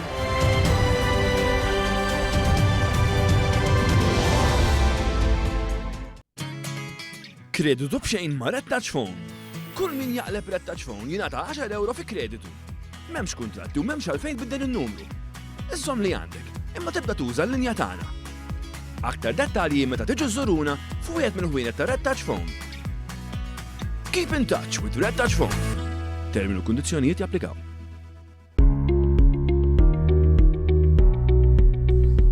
Selena cannot read like this. OSS Single Motorized Bed komplut b'saqqu mudell Latex Duo oli 20 cm. Latex naturali bil-latex toppers fuq iż-żewġ naħat. Min prezz ta' 750 euro, issa għal prezz fenomenali ta' 599 euro biss. ċempel issa fuq 21-347-122 jew 3 għal Malta, 21-561-742 għal Għawdex. OSS, Iżward Street, il-Marsa. OSS. Comfort at its best. Bye.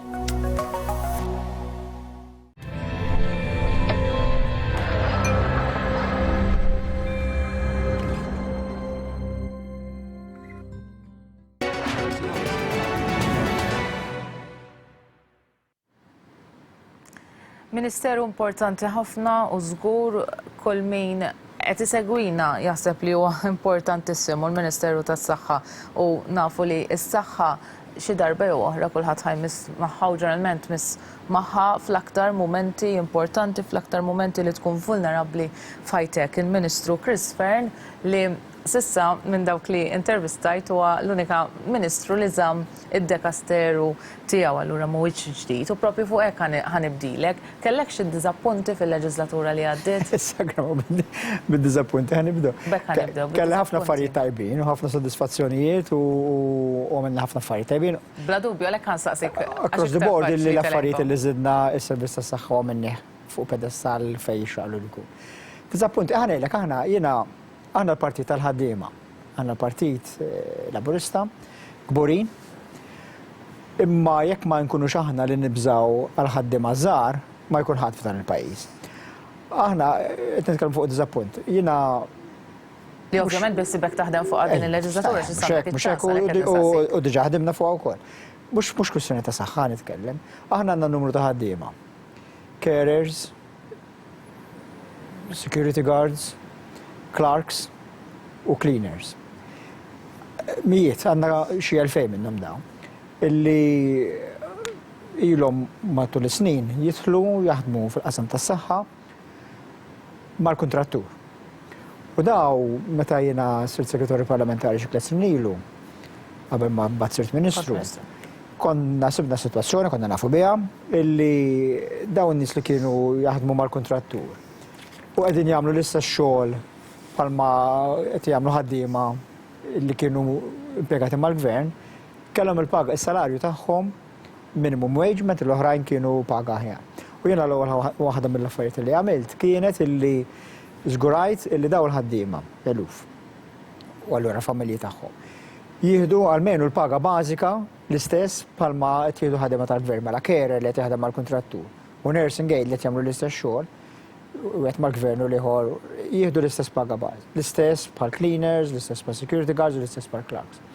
Però fadal u dan hawnhekk id-dispeċir u forsi wieħed issa rridu naħdmu aktar fuq.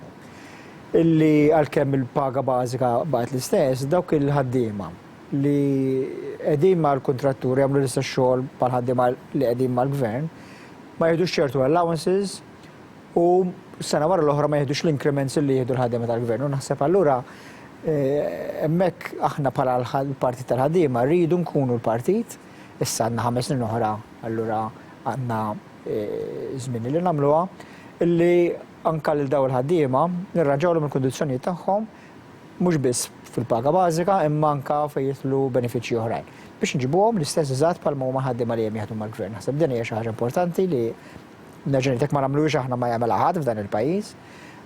U xi ħaġa li l-ħaddiema żgħar biex ngħidulhom hekk irridu aħna nebżgħu għalihom. U naħseb illi f'dan is-snin li ġejjin ħatkun waħda mill-affarijiet li rridu nagħmlu li nibżgħu nħossib aktar il-minu fil-strata l-aktar inti semmejt meta tidħol fis-saħħa tkun vulnerabbli. Imma anke ħaddiema li għandhom paga baxxa, familji tagħhom jista' jkunu vulnerabbli wkoll allura daw irridu ngħinuhom. U naħseb din hija xi ħaġa li jiena fis-settur li jiena responsabbli minnu jien irid nara li jkun hemm dat titjib anke fis-salarji ta' dal-ħaddiema. Għawdex issa ta' risposta li jrid l-isptar privat, mhux sptar privat, l-isptar b'investiment privat, għax l-isptar ser jibqa' tal-Maltin u tal-Awċin. U qed naraw imma li dan l-isptar jitlesta u jibda jopera din il-leġislatura? Ekku, aħna kif qed inti Għawdex kien hemm il-Partit Nazzjonalista kien bena kważi parti sostanzjali mill-kampanja elettorali tiegħu illi Għawdex ħajjalaq l-isptar, ħajkeċċ il-VGH u ħafna affarijiet illi ir-risposta kif qed inti u li Għawdex żidna bħala partit 1000 vot. Għall-ewwel darba fu nafx kemm il-sena għandna maġġoranza assoluta f'Għawdex. U r-risposta hija dina ma ngħidx li biss minħabba l-isptar, imma ċertament dina kienet waħda minnhom. U kienet minnaħa tal-Partit Nazzjonalista qegħdin jagħmlu enfasi kbira fuq għadi, ġifieri kieku Għawdex kienu jgħidu minħabba fek rebħu. Imma r-risposta ġiet bil-maqlub. Għawdex qed isir titjib kbir, qed isir titjib mhux biss li ħajkonna l-Barts, imma issa għandna dal-isptar li diġà qed jiffunzjona u ħajkomplu issa jkollha l-infrastruttura tiegħu ġifieri ħajsir binja ġdida b'350 sodda bis-servizzi kollha li jenna nitkellmu fuq. Naħseb importanti ħafna illi mhux biss Għawdex imma anke f'Malta ġew St. Luke's ukoll ħajsir dat-tipib u Kering Grek. Mhux tipib, titjib. U ġew Kering Grek. Ġifier dan huma xi ħaġa li l-investiment ġi il-nażet minn sena issa li beda x-xogħol. Ix-xogħol beda diġà fuq l-Iskola Medika ta' Barts u f'Settembru ġej ħajkonna l-ewwel studenti barranin li qegħdin Għawdex bil-professur li qegħdin jagħmlu u da jfisser li l-Awċin ħajkomplu fis-snin li ġejjin jieħdu benefiċċji. Il-proġett kollu iva jkun lest matul il-leġislatura li qegħdin fiha. Fil-proposti elettorali hemm it-qassim ta' mediċini b'xej fid-dar tal-anzjani, però dik kienet proposta fil-manifest li għadda wkoll. U għamilniha. Meta ktibna l-manifest, għax aħna jiena kontent fil-bidu tal-kampanja illi il-Prim Ministru saffar is-suffara, il-Partit Laburista ħareġ fil-ground u l-Partit Nazzjonalista kien għadu fid-dressing room. U fil-fatt hekk Naħseb program tiegħi kontent, hekk niftakar. Naħseb xarban kontent ta' biex ngħidlek. All right, okay. Imma u dinna ġrat vera. Aħna konna lesti il-programm elettorali tagħna konna jilna naħdmu fuqu xhur. Jiġifieri kieku l-elezzjoni ma ġietx ix-xahar li għadda. Kienet tiġi f'Settembru jew f'Novembru, ġifieri konna nanticipaw li ħajkun hemm elezzjoni din is-sena. U allura parti mill-affarijiet li għamilna fil-manifest konna diġà ħdimna fuq. Allura di illi aħna qed ngħidu illi mediċini minn għandu 70 sena u jew fuqhom jew għandu problema ta' mobilità jista' japplika biex il-mediċini wasluhom lud-dar tiegħu mhux mura lihom fl-ispiżerija. Bdejniha fil-leġislatura li għaddiet u l-ewwel bdejni f'żewġ lokalitajiet u mbagħad tistendini għal 8. F'April li għadda, ġifieri qabel elezzjoni, il-households kollha f'Malta rċevew ittra minn għandna biex tgħidulhom ismak inti għandek 70 sena jew fuqhom, jew inti għandek problem ta' mobilità, tista' tirreġistra u nibdew qasmulek il-mediċini. Ġifieri dinha qed issir ġrat kienet fil-manifest li għadda, ġejna għednija għax għedna li issa rridu nikkonsolidaw. U fil-fatt issa għedin nikkonsolidaw f'Malta kollu u f'Għawdex kollu. Ġifieri aħna dak li għedna li ħanamlu 4 snin ilu għamilni fit-totalità kollha tiegħu. U issa nistgħu nkomplu nibnu fil-5 snin li ġejjin. Issa differenza minn dak li sar fil-5 snin li għadda qed wedu mediċina trattament tal-kanċer b'xejn, il-mediċini kollha tad-diabete b'xejn, tal-osteoporosi, tal-qalb u taċ-ċirkolazzjoni u tal-prostata tilqim kontra l-meningite b'xejn. Dan kollu f'din il-leġislatura ser isir. Ivi. Maħniex qed nipperikolaw però li b'dawn il-miżuri kollha mhux ser ikun minn hemm biżżejjed flus u l-qasam tas-saħħa ma jibqax b'xejn li hija wed oħra elettorali li qed tagħmel fil-manifest. Tas-saħħa m'hemmx dubju li ħajibqa' minn ħlas għal Maltin u l-Awċin kollha. U dik hija xi ħaġa li again aħna il-Partit Laburista biss jista' jagħmilha għax nemmnuha ta' veru. Ħaddieħor jgħidha imma mbagħad minn wara fejn jaħsbu li ma jinstamax jgħid li ma tistax issir. Aħna nemmnuha u ħankomplu nagħmluha. Stajna ngħiduhom daw l-affarijiet li ħandaħlu mediċini tal-kanser, li ħandaħlu mediċini tal-prostata, tal-osteoporosi, tal-meningite, anke tal-HIV li ma kienx fil-programm imma qed ngħiduha wkoll, u taċ-ċirkolazzjoni għax ikkostjajnihom. Nafu kemm ħajswawna, nafu minn fejn ħejġu l-flus u nafu il-time frames ta' meta ħanamluhom. Pereżempju aħna għedna diġà illi l-mediċini tal-kanser, issa mediċini tal-kanser diġà ħafna minnhom jittieħdu. Per esempio il-Partit Nazzjonalista kien qal fil-elezzjoni, fil-kampanja elettorali, illi ħajamel il-kimoterapija b'xejn. Kimoterapija, l-maġġoranza tagħha diġà hija b'xejn, jiġifieri qas kien jafu x'inhu ma jgħidu.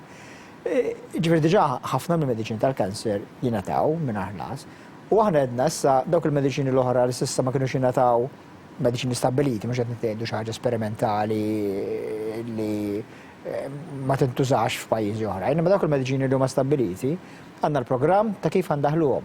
U nafu kif għandaħluhom għax għandna pjan ta' 5 snin fuq il-kanser. Din is-sena diġà ivvotajna 3 miljun żejda għalihom, is-sena dieħla l-ewwel 6 miljun u s-sena ta' wara l-ewwel 9 miljun euro għal mediċini tal-kanser biss. L-istess issa fil-ġimgħat li ġejjin kif għedna li ħanamlu, ħanibdu nagħtu l-sticks għal-pazjenti kollha li huma diabetiċi u jieħdu l-insulina. Dinha ħatiġri dan ix-xahar f'Ġunju għedni qabel elezzjoni u ħanwettquha u nistgħu nagħmluha għax għandna il-costings tagħha diġà qegħdin Malta ħafna minnhom dawn l-sticks u l-magni tagħhom u ħanibdew inqasmuhom fil-ġimgħat li ġejjin. Ġifieri meta ngħidu ħanamluhom dawn l-affarijiet mhux qed nipperikolaw illi għax għedna xi ħaġa ħolma u ħajkrolla kollox għax huma kkostjati. Kieku xtaqna ngħidu ħafna iżjed minn hekk imma ma ħaniex irresponsabbli u ngħidu ħanagħtu kollox b'xejn lil kulħadd assolutament. Għandna l-pjan tagħna, il-budgetjat, nafu minn fejn jiġu l-flus, nafu kif ħanagħmluhom. Ħaniprova forsi nkunu konċiżi għax skadilna il-ħin u s-settur tant kemm hu importanti u ovvjament faċli jkun hemm ħafna mistoqsijiet. Weddiet oħra elettorali 3 kliniċi ġodda raħal ġdid ħal-Kirkop ieħor fit-Tramuntana ta' Malta, elenkajt ipinpointajtu xi post tal-issa fit-Tramuntana. Mela, ara, le, għandna raħal ġdid diġà beda x-xogħol li huwa Pawla Hub, meta ma ngħid beda x-xogħol jiġifieri hemm tenders ħerġin, l-ewwel tender tal-project management, hemmhekk għandna 39 miljun diġà huma allokati. Ħal-Kirkop? Ħal-Kirkop ħajbda x-xogħol f'dan is-sajf biex fl-ewwel xhur ta' sena dieħla jibdew jieħdu l-pazjenti. In-nata fuq ta' Malta għandna nidentifikaw sit. Ġifieri daka mhux se jkun less f'din il-leġislatura. Imma mhux hekk biss, pereżempju l-Gżira rridu nagħmlu refurbishment qawwi tal-Gżira, qed infittxu post fejn nirrelokaw għax tant ħajkun refurbishment kbir li rridu nagħmlu. U mbagħad nagħmlu sena xogħol nerġgħu lura, ġifieri ħanagħmlu għandna programm sieħ. Ħajnbena Starks kura psakjatrika ġdid bis-Sweet Mater Day, x'ser jiġri minn Mount Carmel? Mela aħna qed ngħidu li għall-kura mentali għandna pjan holistiku sieħ li huwa fuq tliet binarji. L-ewwel nies irridu nsaħħu l-kura mentali fil-komunità. Ġifieri rridu fejn jista' jkun nies li għandhom bżonn kura mentali ma jkollhomx għalfejn jitlu ġosptar, jieħduha fil-komunità tagħhom, fid-djarhom u fl-ambjent fejn jgħixu huma. It-tieni jridu nibnu sptar ġdid akut ġewwa Mater Day fejn inti għandek bżonn tidħol 15 ġimgħat għax għandek problema akuta mentali tista' tidħol u toħroġ hemmhekk. Imma mbagħad għandna numru ta' nies li huma ilhom snin twal ġew Monte Carmeli, diffiċli ħafna illi daw toħroġu. U allura Monte Carmeli rridu nagħmlu refurbishment qawwi tiegħu biex nġibuh sptar kif suppost tipo Mater Dei u kif ħajkun l-isptar ta' Għawdex. Waqt Kongress tal-Partit Laburista laqatna ħafna l-intervent tal-ġinekologu Mark Sant, u semma kemm jaħdem tajjeb miegħek u semma wkoll l-embryo freezing. Aware kemm f'dan il-każ nies li jkollhom bżonn intervent ta' embryo freezing ikunu qed jiġildu wkoll huma kontra logħba kontra l-ħin letteralment bħalma kien IVF li wetta dan il-gvern. Hemm ħsibijiet sabiex tkun waħda mill-ewwel liġijiet sabiex din tgħaddi mill-Parlament. Il-liġi tal-IVF kienet saret waħda mill-aħħar liġijiet li saret taħt gvern nazzjonalista. Għamlu liġi ma għamlu xejn dwarha. Ġifieri l-IVF kellna ndaħlu aħna, kienet liġi restrittiva ħafna, ħaddimna kif stajna dik il-liġi, b'ċertu suċċess, irid ngħid, ġifieri aħna għandna l-fuq minn 70 tarbija ġdida grazzi għall-IVF li għamilna Mater Dei. U sal-aħħar tas-sena nkunu biżna l-mit-tarbija. Ġifieri huwa suċċess kbir u nirringrazzja l-professjonisti u nifraħ lill-ġenituri inti hom ġdida taf xi ġifieri feħ li jkollok tarbija. Però liġi hija restrittiva. Jiena ovvjament ma' sħabi anka b'diskussjoni mal-Prim Ministru qabel waqt il-leġislatura l-oħra kont bdejt nippilotja tibdil f'din il-liġi biex nagħmluha iżjed inklusiva biex titjib li qed ikun qed jiġri f'qasam xjentifiku jibbenefikaw minnu il-koppji li għandhom bżonn ta' trattament. Però ma kellniex mandat elettorali. U allura meta ġejna biex nagħmlu liġi li konna diġà fassalniha, sibna li la m'għandniex mandat elettorali kienet se tkun diffiċli li ngħadduha. Issa differenza hi li għandna mandat elettorali. Ġifieri aħna fil-manifest elettorali għedna ċaru tont illi ħansaħħu l-liġi tal-IVF, ħanamluha iżjed inklusiva biex nagħtu aktar lok illi koppji li ma jistax ikollhom tfal. Anka bil-liġi kif llum isibuha diffiċli, l-avvanzi ġodda li jkun hemm li qed ikun hemm u kien hemm minn mindu daħlet il-liġi l-oħra 6 snin ilu issa fil-kamp tal-IVF jibbenefikaw minnu koppji żgħażagħ ħafna minnhom Maltin u Għawċin. Qed ngħidu wkoll illi rridu niftħuha, rridu nagħmlu wkoll anka il-gamete donation, inclusive sperm donation, biex koppji nisa li huma f'relazzjoni stabbli huma wkoll jistgħu jibbenefikaw jekk ikollhom bżonn mill-IVF. X'inhi l-ewwel deċiżjoni li ħadd malli rġajt ġejt ikkonfermat Ministru tas-Saħħa naf li għalhekk kienet speċi kontinwazzjoni. Kontinwazzjoni, jiġri kellna ħafna xogħol li baqa' għaddej. Però żewġ proġetti li qed nagħti mbuttatura kbira fuqhom issa huma l-ewwel niżdi tal-istiks tad-diabetes li issa rridu fil-ġimgħat li ġejjin jibdew jitqasmu għand in-nies. Imma mbagħad xi ħaġa li naħseb ħadd tiffolvi tolqot tajjeb ħafna nies. Illi norganizzaw u nirriformaw sew il-mod ta' kif niġbru u waslu pazjenti l-isptar tagħna. Ġifieri it-trasport illi nipprovdu lejn l-isptarijiet. Mhux qed nitkellem fuq l-ambulanzi li konna bżonn għall-emerġenzi. Anke hemmhekk l-ambulanzi issa kemm kienu tbidlu xi 5 snin ilu qed jiqdiemu u għandna bżonn nibdlu u għandna proġett biex nibdlu l-ambulanzi kollha. Imma aktar minn hekk qed ngħid dak in-nies li jkollhom bżonn ikollhom appuntament l-outpatients jew jidbatu lura mill-isptar. Intu għama ngħidulhom isma' ħaneddu għalikom fis-7 ta' filgħodu qabel in-nisa ma mmorrux jew iduru nofs Malta qabel ma jaslu l-isptar. Dik rridu nirriformawha, rridu nagħmlu sistema li taħdem ta' vera u din hija xi ħaġa li ħanaħdmu fuqha fil-ġimgħat li ġejjin. Grazzi, Ministru għas-Saħħa Chris Fern, ser naraw il-ġurament ta' ħatra tal-Ministru Chris Fern u wara nibqgħu għaddejjin għar-riklami nafakkarkom ibqgħu magħna għax ser insegwu id-diskors tal-Prim Ministru Joseph Muscat fil-Parlament Ewropew fejn hemmhekk illum iddefenda lil pajjiżna. Billi l-artiklu 80 tal-Kostituzzjoni ta' Malta jipprovdi l-President ta' Malta għandu waqt li jaġixxi skont il-parir tal-Prim Ministru jaħtar il-Ministru l-oħra minn fost il-membri tal-Kamra tad-Deputati u billi l-Prim Ministru tani parir biex naħtar l-Onorevol Chris Fern, membru tal-Kamra tad-Deputati bħala Ministru, issa għalhekk jiena mar il-Luis Colero Preca, President ta' Malta, bis-saħħa ta' setat mogħtijin li bimsemmi artiklu 80 tal-Kostituzzjoni ta' Malta dan naħtar l-Onorevoli Chris Fern bħala Ministru. Moti taħt il-firma tiegħi u s-siġil pubbliku ta' Malta fil-Palazz tal-Belt Valletta llum 9 ta' Ġunju 2017.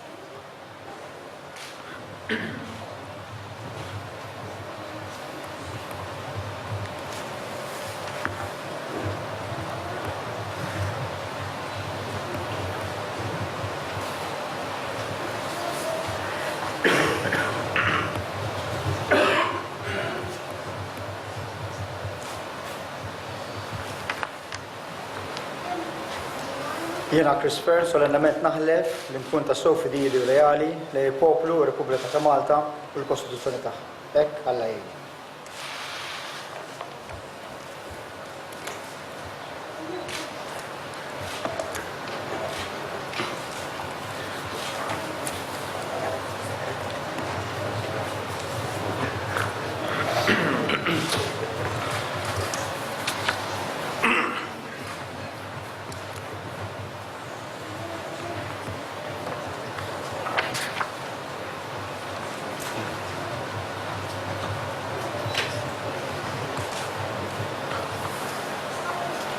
Jiena Chris Fern solennament naħlef li naqdi fedelment u skont il-kuxjenza id-dmirijiet tiegħi bħala Ministru skont il-Kostituzzjoni u l-liġijiet ta' Malta mingħajr biża' jew favur. Hekk Alla jgħid.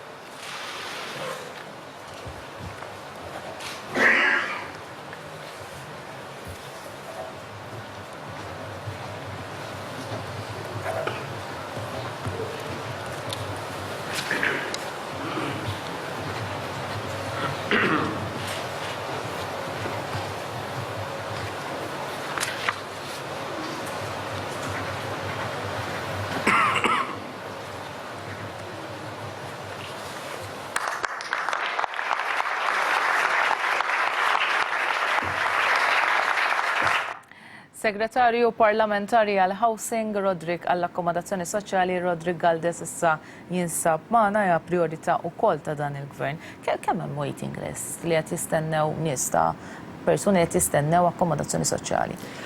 Dan huwa settur li l-gvern ħass li kellu jelevaħ għaliex għall-ewwel darba f'tan snin ser ikollna segretarja parlamentari. Bħalissa hemm waiting list ta' madwar 3500. Ma kienx xewqa tal-Gvern Laburista li kollu din il-waiting list, però dan kienet ilha takkumula ovvjament snin. Qed takkumula snin, però ġiet minħabba fenomenu ta' investiment li seħħ f'pajjiżna meta kellek avvanz ekonomiku matul dan il-ħar 5 snin, kellek inti influss qawwi ta' barranin li ġew jaħdmu f'pajjiżna, kellek l-ekonomija sejra tajjeb. Kellek ħafna setturi bħal gaming, bħal setturi turistiċi, setturi oħrajn li ħolqu il-bżonn ta' aktar kirjiet. Mbagħad kellek iktar bżonn ta' housing soċjali. Ġara li l-gvern inqabad fuq problema ta' stock ta' units adekwati u allura kellek awmentar qawwi tal-kirjiet u l-iktar nies li ntlaqtu ħażin kienu l-iktar nies tas-saffa baxxa fis-soċjetà. Però x'qed daw in-nies li ntlaqtu ħażin mill-kirjiet, ġifieri kellek nies pereżempju li kienu għadhom kirja ta' €300 fix-xahar u f'daqqa waħda ġiet elevata 600-700 euros. U ovvjament dik tbiddel ix-xenarju kollu ta' kemm persuna tista' teffordja biex tħallas. Daw in-nies momentarjament x'qed jagħmlu li għadhom qed jistennew qegħdin maqbudin li qed jistennew għal housing u kirja għolja? Huwa punt tajjeb ħafna għaliex aħna nammettu bħala gvern li din is-sitwazzjoni sibnija ma' wiċċna wara din l-elezzjoni ovvjament anke matul il-kampanja ħasset ħtieġa li nagħmlu iktar fil-qasam tal-housing u għalhekk inħatar segretarjat biex jaħdem u jfoka fuq din il-problema. L-rwol tiegħi ħajkun huwa li nara li l-qudiem anke l-Housing Authority kollha stokk adekwat biex tgħin l-aktar familji vulnerabbli. Fatti bħalissa tinsegwi l-proġetti li ħajbdew hemm uħud minnhom li bdew madwar 3 siti bitħaffir biex nibdew il-bini ta' proġetti ġodda. Però dawk in-nies. Però daw mhux ser ikunu fil-immedjat, ġifieri ħajkollna numru ta' xhur sakemm ikunu available. Fil-preżent bħala short term il-gvern ukoll żied is-sussidji. Ġifieri għalkemm żdiedu l-kirjiet, żdiedu s-sussidji. Fejn qabel familja jew nkella koppja li ma kellix inkam biżżejjed kienet tieħu madwar €80 fix-xahar bħala sussidju, il-gvern irdoppja dak is-sussidju. Issa ovvjament fl-immedjat ukoll qed nistudjaw kif nistgħu noħolqu aktar miżuri u inċentivi biex ngħinu l-aktar nies vulnerabbli. Ħalli ma jkollniex anke bħala perjodu sakemm ikun hemm stokk adekwat dawk il-familji ma jintlaqtux ħażin. Infatti jiena bħalissa dej bid-diskussjoni anke mal-awtorità djar biex naraw x'tip ta' miżuri oħra nistgħu nagħmlu. Fost oħrajn miżura interessanti ħafna li qed tgħin lill-familji mhux l-aktar li dawk in-nies li ma jistaqat li jkollhom proprjetà tagħhom, però li qegħdin fil-fażi fejn għandhom bżonn sosten jew nkella depożitu qawwi biex ikunu jistgħu jixtru, jew nkella jieħdu lhom mill-bank b'loan soċjali u aħna nissussidjawlhom dak il-loan. Ġifieri apparti li ntuhom il-loan jiġi sussidjat b'160 € massimu fix-xahar biex huma jkunu jistgħu jsiru sidin ta' djarhom. Dawn mhumiex ħanerġa' ngħid huma l-iktar nies vulnerabbli, imma nies oħrajn li qegħdin bejn il-faxxa tal-low income earners. Imma mbagħad għandhom xi dħul jew inkella impjieg stabbli. Imma m'għandhomx depożitu biex jieħdu l-hom il-bank. Dak it-10% Allura bħalissa skema ma' bank ma' l-APS Bank qegħdin niddiskutu ma' banek oħrajn biex nidħlu f'agreement ħalli tiġi offruta din l-iskema wkoll f'banek oħra biex noħorġu l-10% il-qudiem minnaħa tal-gvern. U mbagħad il-gvern ukoll jissussidja il-loan tagħhom fuq numru ta' snin biex huma jħallsu dik il-proprjetà. Basta l-proprjetà tkun inqas minn 100,000 € taħt il-parametri. Tidher li din l-iskema qed tkun skema li tiġbed ħafna nies u qed tiġbed anke l-interess ta' ħafna familji, però mbagħad tibqa' l-problema tal-aktar nies li qegħdin fil-vulnerabilità, ġifieri dawk in-nies li qatt ma jistgħu jixtru allura bil-forsi jiddependu fuq l-istat u l-għajnuna li jista' jipprovdi l-istat. Issa, aħna tinsemmu il-każijiet vulnerabbli u tajjeb li ssir ħidma l-każijiet vulnerabbli, però nasib taqbel miegħi li biex ngħinu lil dawn il-każijiet vulnerabbli hemm bżonn li jinqatgħu l-abbużi, kif pereżempju nqatgħu l-abbużi ta' min kien jirreġistra omru kollu però pereżempju kellu xogħol. Hemm ukoll ewer li jista' jkun hemm ċirkostanzi fejn hemm nies fl-akkomodazzjoni soċjali dawn tal-housing li pereżempju għandhom paga, għandhom intħol, addirittura xtraw post ieħor jikruh u għedin komdi fil-appartament tal-gvern. Ħassir reviżjoni biex dawn l-abbużi ma jibqgħux isiru biex jingħataw għax jekk hemm xi ħadd li għandu dar oħra u għandu appartament tal-housing, wieħed jirraġuna li dak l-appartament huwa dovut għal min huwa iktar vulnerabbli. Naqbel miegħek Ramona fejn inti għandek abbuż mill-benefiċċji soċjali hemmhekk irridu niġġieldu bil-qawwa kollha biex ma jeżistix dak l-abbuż. Però wkoll anke l-awtorità għandha unit speċjali ta' nies li jistgħu jagħmlu inspections fuq proprjetajiet li huma tal-gvern li qegħdin hemm mal-akkomodazzjoni soċjali u qed jintużaw ħażin. Però iktar minn hekk irridu naraw x'qed jiġri anke fis-suq tal-kera. Jien m'iniex kuntent pereżempju bis-sitwazzjoni li s-suq tal-kera minn 1995 lil hawn forsi dak iż-żmien ma kienx hawn domanda suq tal-kera qawwija li seta' jkun hawn suq li jista' jagħtik ċertu introjtu, però f'dal aħħar snin rajna awmentar qawwi fil-kirjiet. Allura l-gvern se jagħmel ħajħalli manu libera kif għamel f'dal aħħar snin u bil-problema li taffettwa l-familji li għandhom inkam baxx, jew inkella ħajintervjeni bħala stat biex jassigura li jkun hemm fair level playing field fis-swieq tal-kera u ma jkollniex problema fejn familji jaqgħu lura. Kif ħan nipproteġu l dawk il-familji li għandhom inkam baxx li bil-forsi jiddependu fuq il-swieq tal-kera? Kif ħan ngħinuhom? X'se nagħmlu biex intuhom sosten? Se nagħmlu biex nipproteġu l-interessi tagħhom? Naħseb wieħed irid jistaqsi u jibda jiddiskuti dawn l-issues u dawn il-problemi. Il-manifest elettorali infatti jitkellem f'dan is-sens, jitkellem fuq tip ta' miżuri li il-gvern beħsibu jagħmel anke leġislattivi fosthom li jkun hemm l-obbligu li jkun hemm kuntratt bejn is-sit u anke l-inkwilin ħalli jiġu protetti l-interessi tal-inkwilin u anke l-interessi tas-sidien. U finalment ikun hemm ukoll indiċi ta' kemm jista' jogħla il-prezz tal-kirja mingħajr ma jissossa il dawk il-familji li għandhom inkam baxx. Il-problema tal-akkomodazzjoni soċjali kien hemm proġetti li kienu għadhom ma tlestewx li kien hemm il-budget allokati għalihom ġifieri li jkun hemm bini ta' appartamenti dawk issa ser jitlestew din il-leġislatura. Infatti x-xogħol beda d-dej fuqhom. Jiena kont qed niddiskuti llum mal-periti u anke man-nies involuti.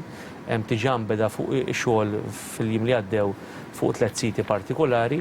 Hemm ammont ta' siti oħrajn li qegħdin isiru bħalissa l-pjanijiet tagħhom mhux biss mal-aspett ta' pjanar li qegħdin nagħmlu qegħdin nimxu b'mod holistiku bejn l-awtoritajiet konċernati biex inġonġu l-forzi kollha, inħaffu l-proċeduri, jibda x-xogħol relatat mal-infrastruttura tagħhom u nittamaw li fl-ewwel xhur ta' din il-leġislatura ikonna available l-ewwel stok ta' djar li jista' jkun qiegħed in place. Ma dan ukoll qed ninċentivaw lis-suq tal-privati, ġifieri jekk inti għandek nies li jridu jidħlu fis-swieq tal-kera biex anka jidħlu f'agreements ma' inkwilini qed nagħtu s-sostenn u anke l-inċentivi min-naħa tal-awtorità biex ngħinu ħalli jkun hemm u tonqos il-problema tas-social housing. Segretarju Parlamentari Rodri Galdes, grazzi u nawguralek għal ħidma f'dekasteru ġdid tiegħek ser naraw il-ġurament ta' ħatra u wara l-ġurament ta' ħatra ikollna il-konklużjoni nikkonkludu il-programm. Grazzi ħafna talli segwejtuna u l-lejl it-tajjeb lil kulħadd.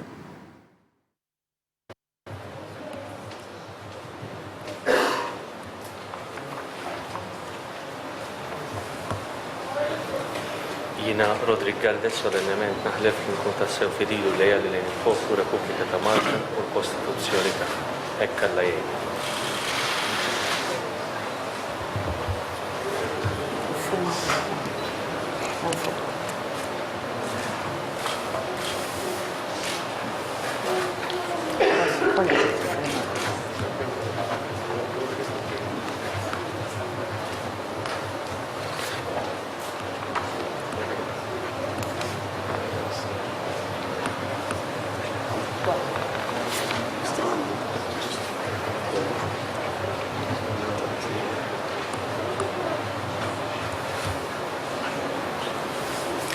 Jiena Rodri Galdes solennement naħlef li naqdi fedelment u skont il-kuxjenza d-medijiet tiegħi bħala segretarju parlamentari skont il-Kostituzzjoni u l-liġijiet ta' Malta mingħajr biża' jew favur. Hekk Alla jgħin.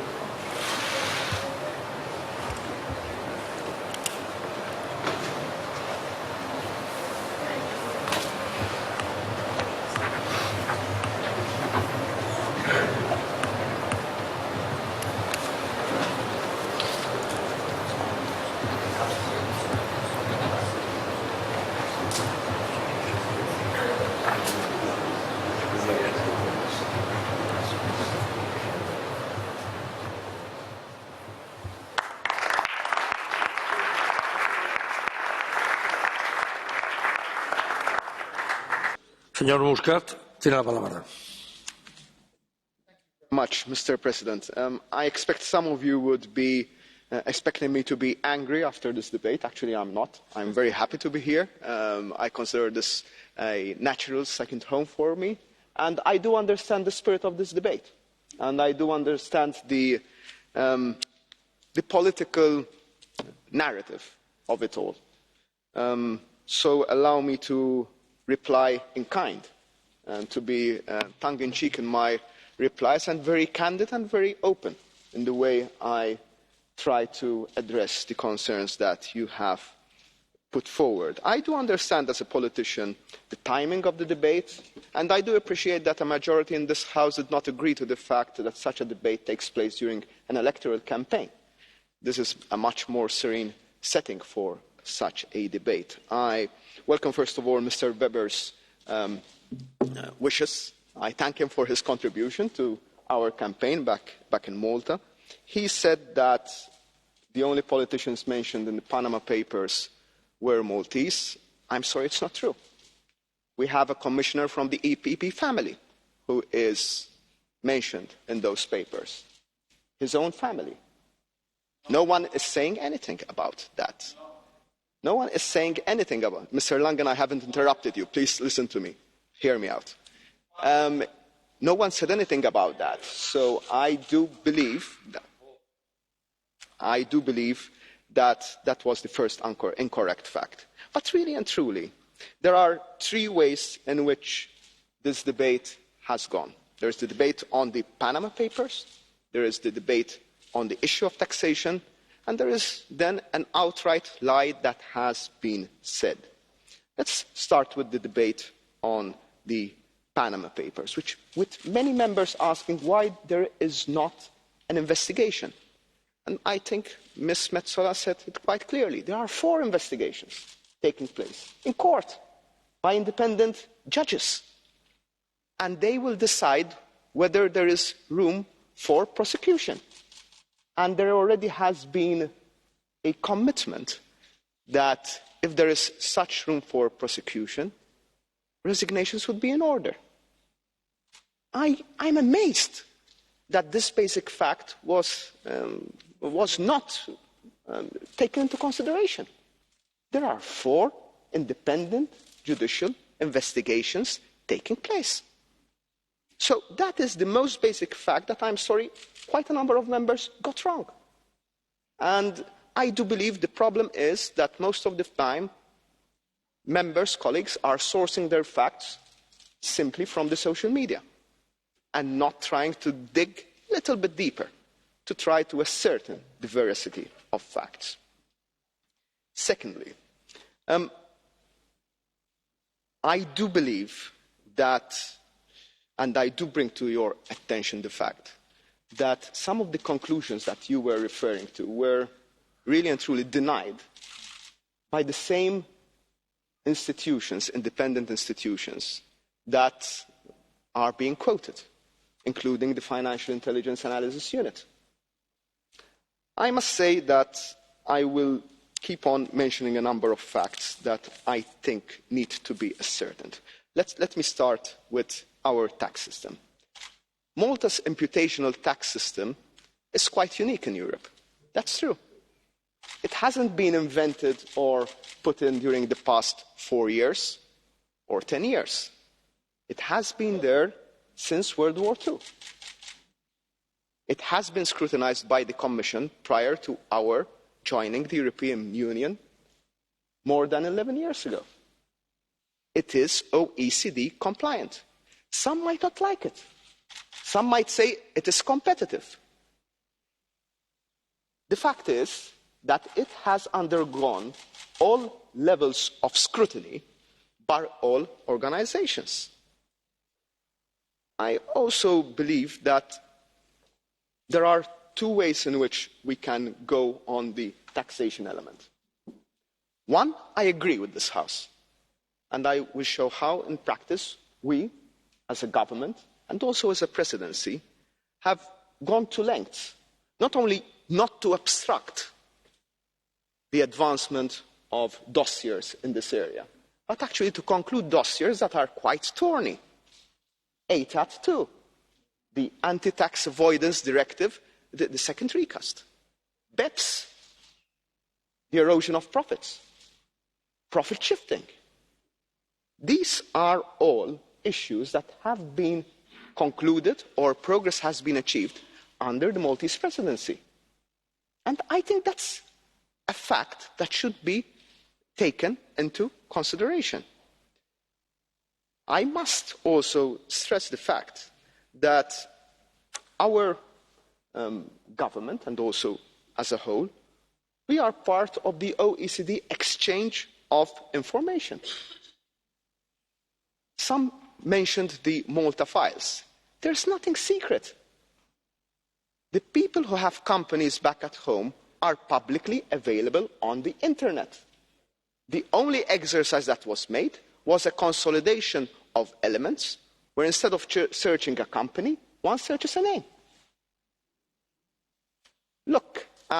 Take a look, please, and I invite you to take a look at the Tax Justice Network's Financial Secrecy Index. You'll find at least 5 member states, and not necessarily the usual suspects, who are ranked lower than Malta when it comes to secrecy and transparency. We have done away with banking secrecy more than a decade and a half ago. We are not the last people to come to join this fight against avoidance and evasion. The point where we disagree is that where member states should not be left to decide their own tax levels. That's something I totally disagree with the majority of this House about. I might remain in a minority on this, but that is something that I believe is fundamental and is also fundamental for a number of other member states, irrespective of the composition of our economy. It's not true that our economy is dependent on financial services. That shows a lack of knowledge about the way the structure of the smallest member state's economy. Maybe it's not too much important for some of you over here. But if you look at the basic numbers, our economy, our main exports are microchips. In almost all your mobile phones, you'll find a microchip proudly made in Malta. We're not a mailbox economy. We're an economy that produces value added. And trying to put a caricature of all this, I can accept it in a tabloid. But really and truly, I expect a more informed debate in such a house. Let me move on to some other issues. I said the independence of institutions, but also the way in which we source our information and the way in which we direct debates. Yes, quite a number of you relied on reports that were on media. None of you, I'm surprised, referred to the Moneyval reports. I believe that we all trust Moneyval. Moneyval is an institution that's not political. It's an institution that sees each and every jurisdiction, makes recommendations, and it's very tough. Moneyval has a positive report about our country. FSAP, let's refer to the facts. It's not about who tweets and who posts on the internet. It's about experts telling us what to do in the same way that Greco, the Council of Europe, told us, you guys don't have a system of party financing. We don't know who is financing your political parties. Guess what? We introduced a system. Guess what? We are now totally compliant with the system and we're implementing it. It's not a law just there for the sake of being there. Unfortunately, the opposition doesn't like it. But fortunately enough, we are all complying to it. Which brings me to some other points which I would like to make. Which is really the third point, which some of you have referred to. And I'm really sorry that Mr. Langen is no longer here, or at least I don't see him. Some people in this House have referred to a story, a totally outright lie, that has been directed against me, my wife, and my family, that I have some sort of structure, account, funds that I took from some contract. This is an outright lie. Whenever I ask someone to tell me the source of all this, everyone points at the same blog and report, which is unsubstantiated. And you know what? We respect so much the rule of law that as Prime Minister, I went to court, I asked the court, an independent institution, where I have already, as Prime Minister, divested myself of the right enjoyed by my predecessors to nominate people to the bench. But now people come to the bench after being vetted by independent lawyers and prosecutors. And I asked the court, please, appoint a magistrate to investigate these allegations. And I said more than that. I said, not only if there is some evidence that is put forward, but if there is a shred of truth, I will immediately resign. I put myself on the line. For the simple reason, I know it's totally untrue. Those who made the allegations, I asked them, would you want to pledge your political career if what you're saying is false? No, they did not take up the challenge. And Maltese people judged also based on this fact. What a politician would pledge his own career totally on one statement, on one assertion. I don't even bat an eyelid doing that because I know I'm saying the truth. And I marveled at the idea that some extremely knowledgeable members of this House have taken this thing, this fake news, and repeated it here just like that. So my point to Mr. Langen is, and to some colleagues, why aren't you coming to the PANA committee? I said about a month and a half ago, I am coming to the PANA committee. If you don't get this basic fact right, I'm sorry, please check your press reviews or fire the people who are making them for you. I said I would be coming. I said I would be coming once the judge comes out with the independent investigation. One of the 4 independent investigations, to be able to present to the PANA committee not what the Prime Minister of Malta is saying, but facts ascertained by the judiciary. And I'm amazed that such a basic fact has been overlooked when there is such what I deem to be a serious debate, or which should have been a serious debate. I am, and I will conclude, Mr. President. The second part of the topic for discussion is the rule of law. Let me take some time in saying what we do back at home about the rule of law. May I remind you, The Economist classifies Malta as one of the few countries which is a full democracy. Some other member states are not full democracies. But I will not judge them. What we have done, first of all, we have a total independent national audit office that criticizes government whenever it deems it needs to criticize government. And a government that, when it has reports, takes corrective action. We have an ombudsman who is critical of all institutions and of all governments, irrespective of which party forms that government.